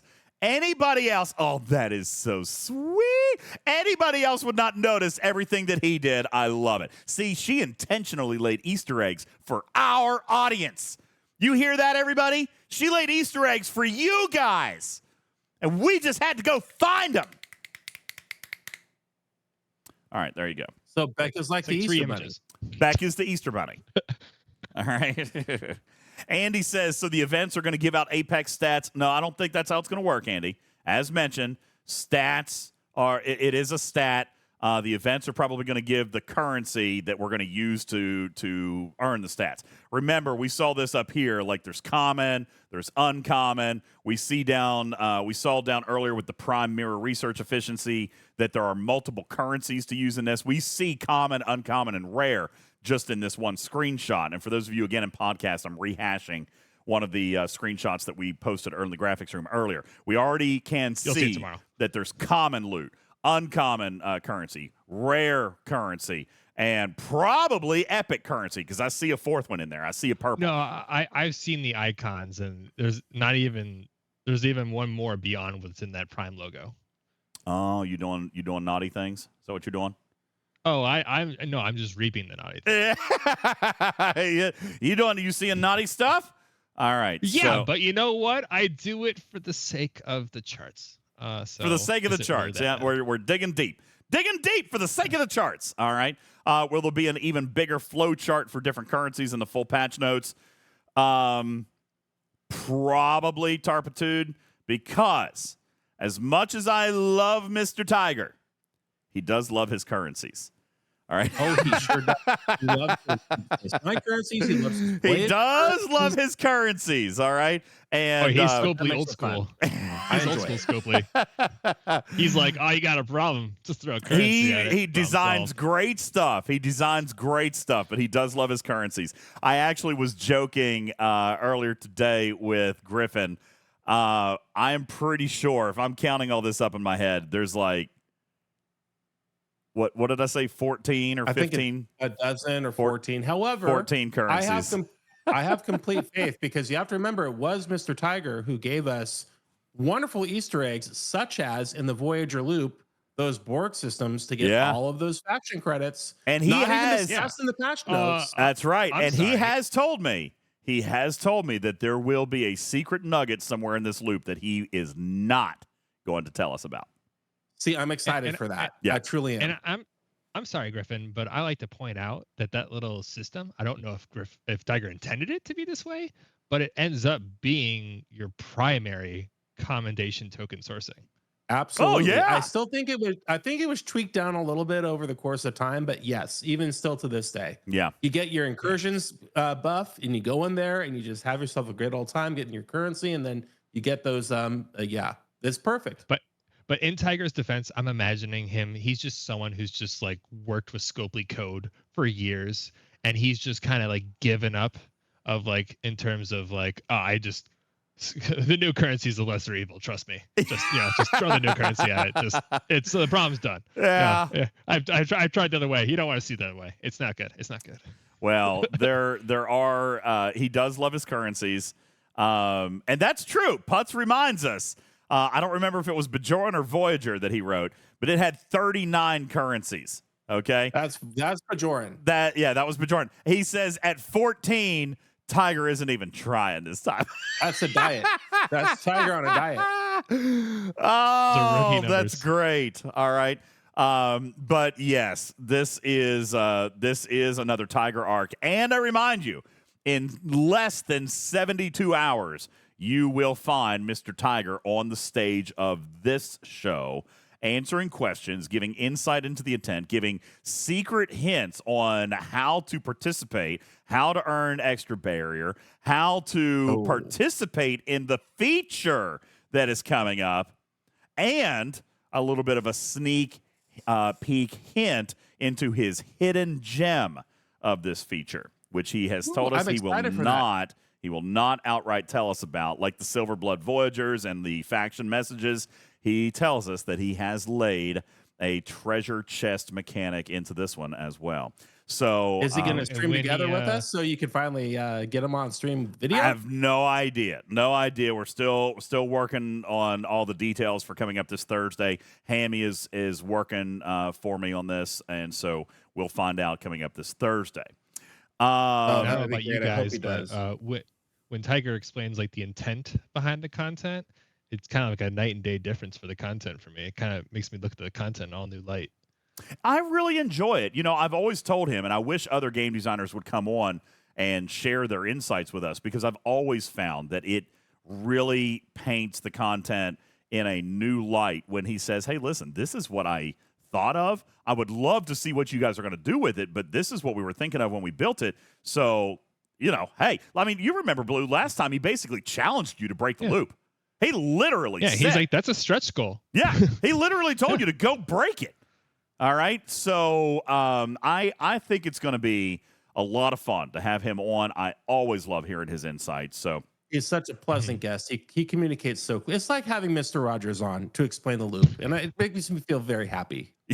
yeah, that's right, Blue. Go break the loop. LAX Racer says, how do we participate as a little guy, or is this 40 plus? So the research tree is 40 plus. And, you know, this brings me to something that Rev said the other day. He said that the number one concentration of players in this game is Ops 39 and holding. That is the number one most popular ops in this game. It is no wonder that they keep releasing 40-level content. They are really trying to get people to bump up. And I mean, you should. I keep saying there is no reason to hold at 39. You have got to get going. Tarpitude says 40 seems really daunting at this point. You know, Tarpitude, that is almost fair. Because when you hit 40, like, you've got half a dozen new loops to start playing in. You know what I'm saying? Like, yeah, you got Bajoran, you got Borg Solos, you got Gorn now, you got Silent, you got Zindi. What else you have that's starting at 40 now? All right, there is it's like a different show of Star Trek. You know, you got to adjust your bearings. Now, that being said, Bel Air, you're 1,000% right. G4 is a gazillion percent easier than it was before. G4 is totally free to play now. G4 has good progression. I don't want to say it's a cakewalk, but it is certainly. Oh, it's a cakewalk. I mean, you work on your Dolomite, it's a cakewalk. If you get that Dolomite where you need to go, where it needs to go, it's a cakewalk. LAX Racer says more loops. You're Yay! Gonna be 3 tiers. All You're gonna the be loops. 3 tiers ahead of any ship. Yay! I get it. Tarpitude says it's easier. It doesn't make it easy. I think that's a fair statement to make. Okay. True.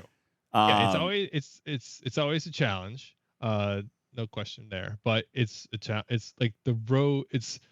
There's the road of progression, and G6 is currently on the, you know, like, I don't see the road markers. This is just rock and like, this is just a cliff, or, you know, there's no road made. G5 is like, you know, good pavement. So they smooth the road with each content where it gets a little easier to get through that space. You know what? That's where the premium access is always the roughest road. But like G3 is like a highway now. It's a nice pave. There's no further work to do on it. Just go on through.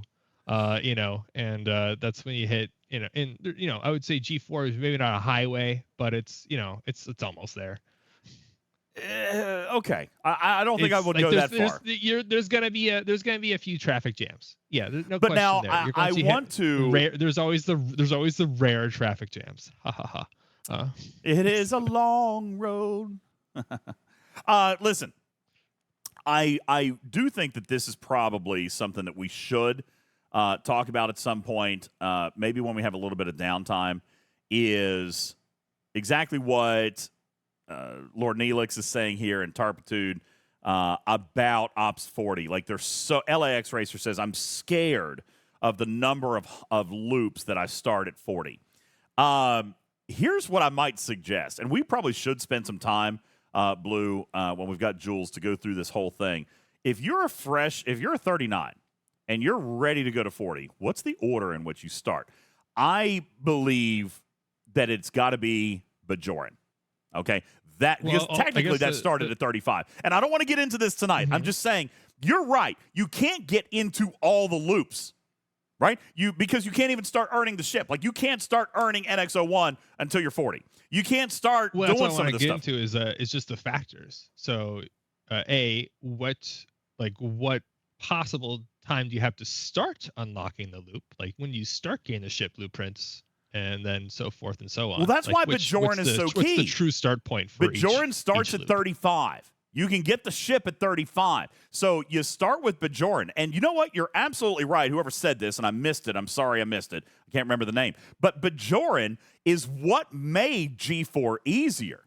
All right? Bajoran has tons of parts. Bajoran has tons of materials. Bajoran is self-sustaining. Bajoran... Bajoran is so clean. Bajoran is so clean. By the way, a Mr. Tiger arc. All right. And I point out that is the one that feeds all the others. That's the loop you start with. That's the loop that you, as a 39, you get crazy on early 40s, is you go through Bajoran and probably Borg solos first. Okay? That is the first thing you do. Don't worry about Zindi. Don't worry about Gorn. Don't worry about Silent. Well, there's also the factor. So, actually, things really start at, 38, right? Or once you start getting to deep space, like, how soon can you race towards that, like, level 60 Armada to host? You know, well, and that would NX01 or, or that kind of thing, or... It's just each particular currency. What's like for me, because I have like an alt, so I was like, oh, I have the Monavine, so I just immediately knew that like grinding out a low level would mean absolutely nothing versus killing a few very high levels. So in terms of like if I auto grind a couple 46s, it's going to do more for me than like 2 nights of 40s. Plugster says, I disagree about disavowing Silent, Temporal Artifacts, Stone of Memory. I guess it depends on what you prioritize, right? I think that's fair. What is important to you? Yeah, but everything, it was not like it wasn't there before you get to 40, it's still there, like doing whatever it was going to be doing. If you're not engaging with it, nothing's changing for you. And I'm not suggesting that everybody has to do it all at once. You're just missing out on everything you might enjoy engaging with. I mean, the Monavine, that's a must, right? But that's going to take a little bit of time. I would argue that the Voyager is a must. That's going to take a little bit of time. I would argue that NX01 is probably, at this moment in time, the least valuable in my mind, okay? But that NX01? also... Yeah, but that also varies as well, because we just showed on a show here a week or two ago how you can farm literally thousands of export credits. And this is something that I want to do a show on here eventually too, is I have actually found myself with so many export credits now that I am actually starting to buy the actual Xborg things for like materials and ship parts and ship ability, because it's using uncommon material. But I mean, I am through with uncommon. I need no more uncommon export credits for any of my favorites. However, like right now, for me, like I am every day I'm doing double pulls of the material, double pull of the ship parts. I get it. And doing all that kind of stuff. So in terms of we can basically, there is the overwhelming factor where, like, the Voyager, the NX01, the Defiant, that's what I'm saying. It's a lot. On them as soon as possible. Get going on them. However, I will say we can probably work together and try to make some good content about. Okay, you want to jumpstart this? What's the best way to jump into it? I agree. You don't have to, and that's the thing. We're gonna have to your toes. You climb with your hands. We're gonna have to get multiple perspectives on this, because there is a ton of content that starts at 40. What is the most important thing to start on is probably gonna vary by player. What do you like? Do you like PvP? Do you like mining? Do you like armadas? Do you like PvE grinding? What is it that you like? And that's probably going to determine what area you go in. Can going to 40 be overwhelming? Yes, it can. But if you go into it with a simple itinerary, hey, I'm going to do this first, and then I'm going to do this, and then I'm going to do this, because as you spend more time within each of those early loops, every one of them get easier. How old is the NX01?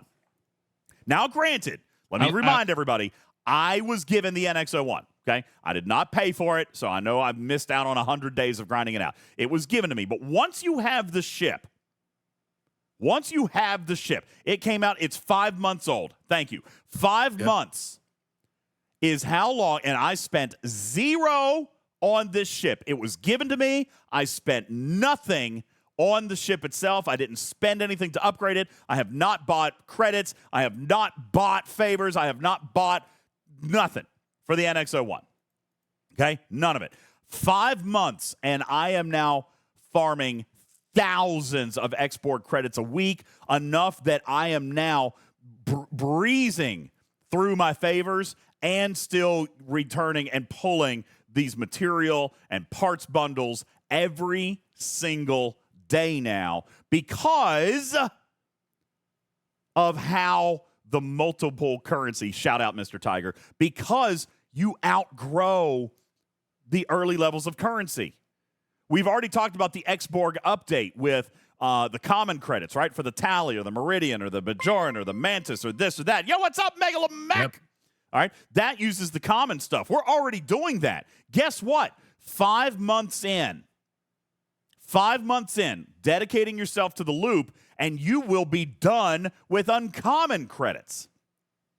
And then you get to start pulling. Look, I've got 25,000 uncommon credits, and I don't have a single favor that uses them. And by the way, every time you tier your NX01 and every day you have your NX01, you get more and more opportunity chips just to get more and more credits. So your need for your credits might diminish while your income does nothing but increase. That's exactly right. And I do want to point out, are you done with NX01 or are you done with uncommon credits as you tier up the NX01? Absolutely not. But you know what? It's so small. To go to tier 7 on this thing costs 5,000 credits. I'm currently holding 25,000. Am I going to save it until I can go to tier 7? No, I'm going to spend it now.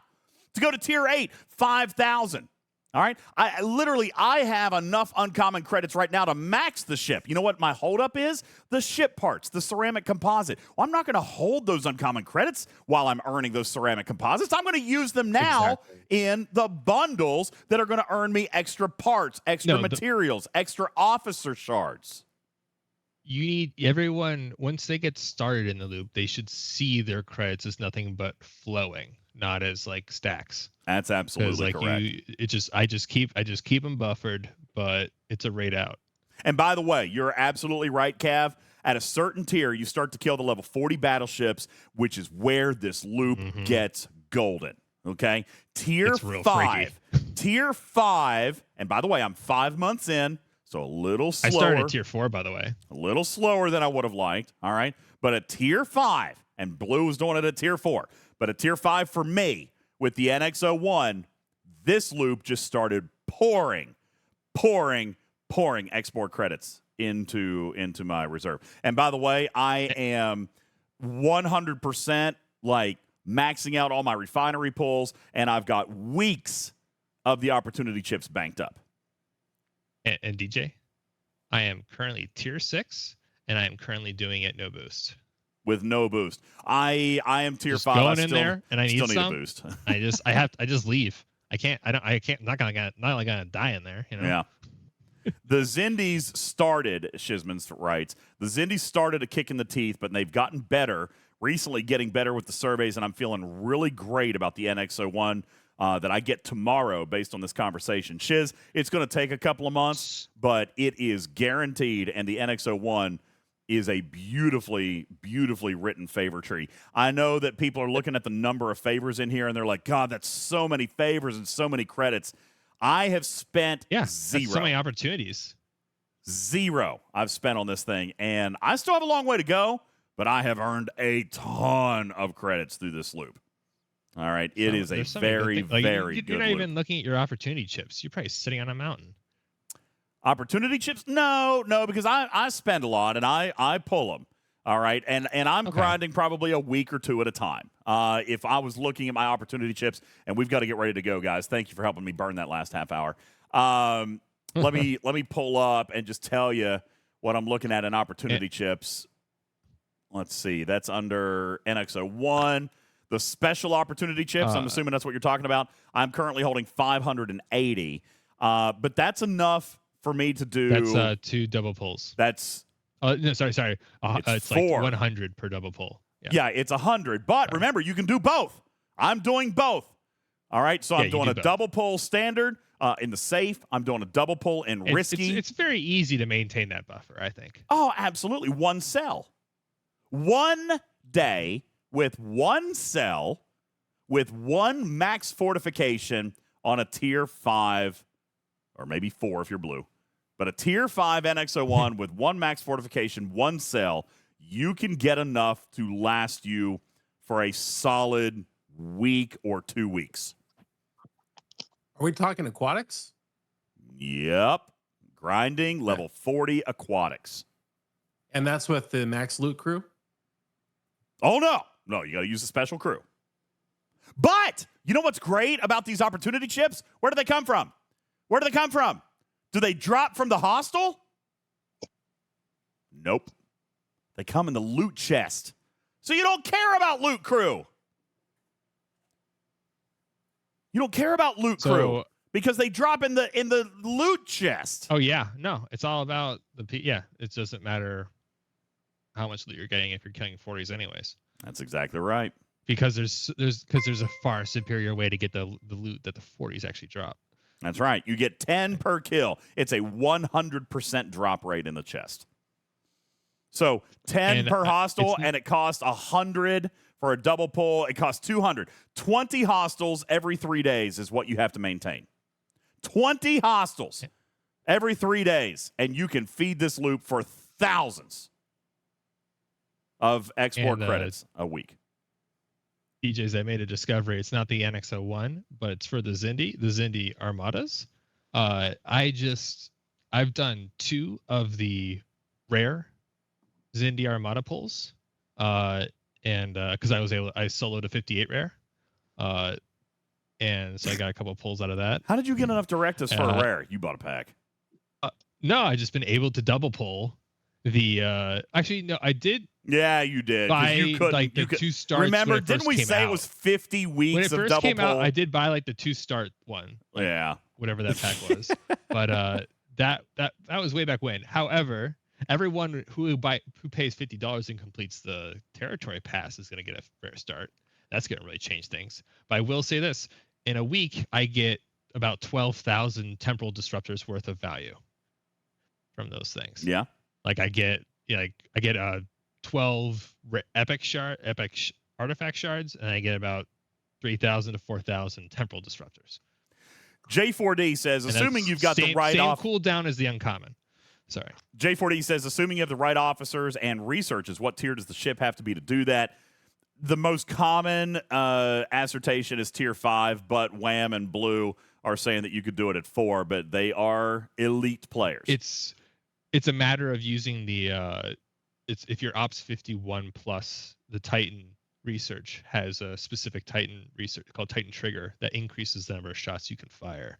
And if you have that active to a certain spot, you can fire those amount of shots before it can fire back, and it gets you an advantage.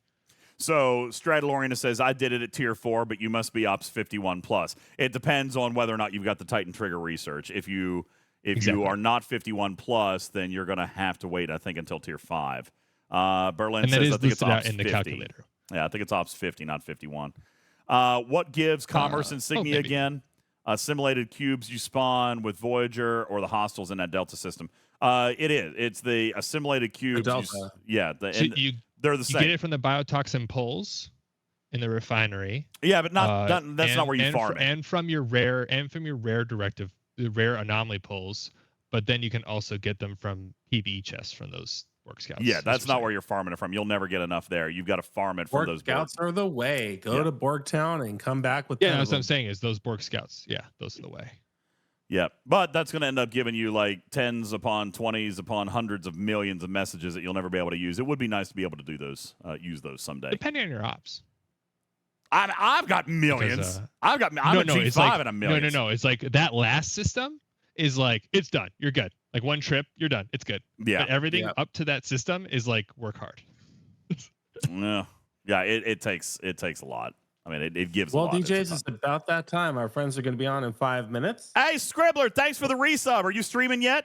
What you doing? We're ready to hand off. Warp Drive 5? Do what? Did I get that right? What? We have a video to record. The Warp Griffin has Drive a video 5. to edit overnight. That's what it is. The Warp Yes, Drive I 5. got it right. Jamie says, you mentioned putting Dolomide in the right place would set you up for the 40s. What are you referring to? Dolomide belongs into the ship tier primes. Yeah, the multi-tier primes for ship parts and It's materials. like prime ship engineering and prime ship parts. Yeah, those two. Like Yeah. prime efficient. Key It's, researchers. I was saying I need to make a graphic that explains it because it's like it's hard to explain. And Well, DJ, you can put them on would, screen right now before we go. Yeah, I would recommend parts. Just me, myself, and I. If you were going to start on one, if you're going to grind one out with Dolomide particles, it definitely needs to be started with parts. That is in Galaxy or Station? I can't remember. I think it's a station. Station. Crap. Station like 15 rows down. Columns down. Here we go. Prime It's efficient like ship a parts. matching top and bottom. And prime efficient ship engineering. Ship engineering is resources and materials. And ship parts is just that, is ship parts.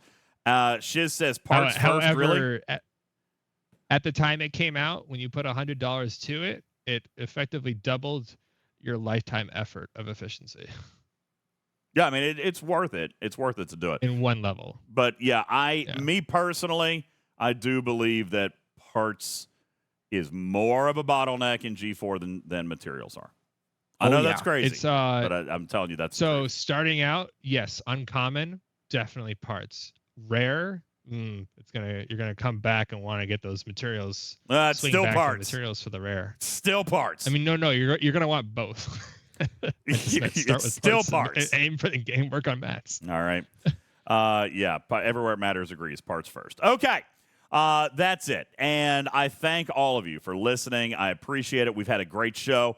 And we will be uploading this into podcast form for you guys to get a good listen tonight. Shout out to the EU players and the early APAC players. Those of you who are listening in here tonight, this is taking the place of our Talking in Cars, although there is some stuff we did not get to.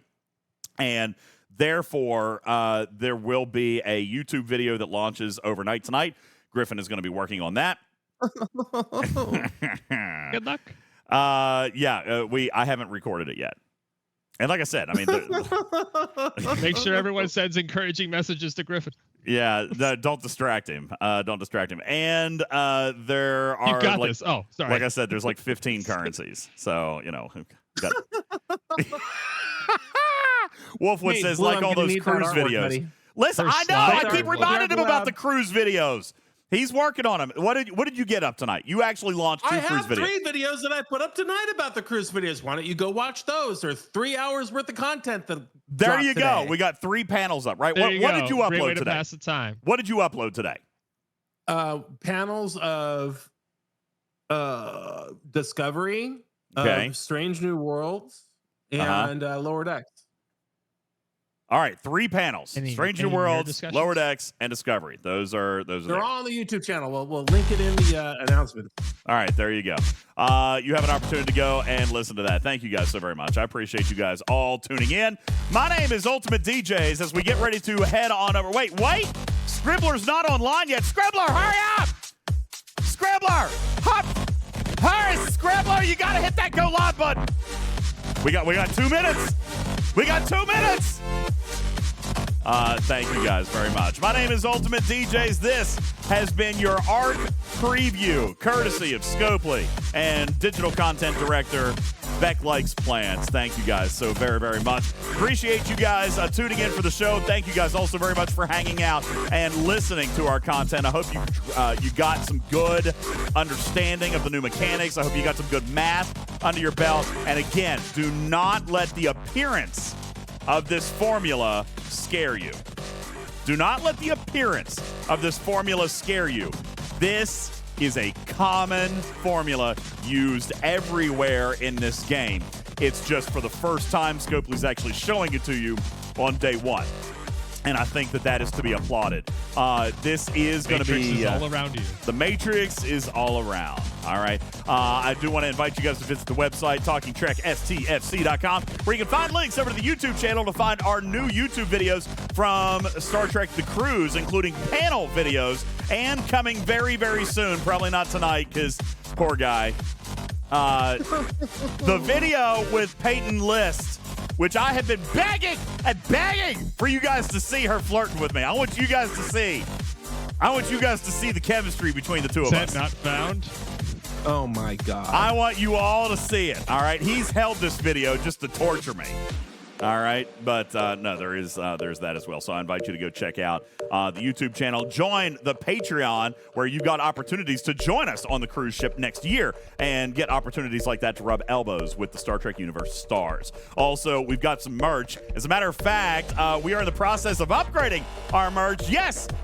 Candy White and I are working on a deal, and he messaged me a little bit earlier this evening. We got some stuff coming, including the brand new merchandise for getting eviscerated biatches. Yeah, that's coming.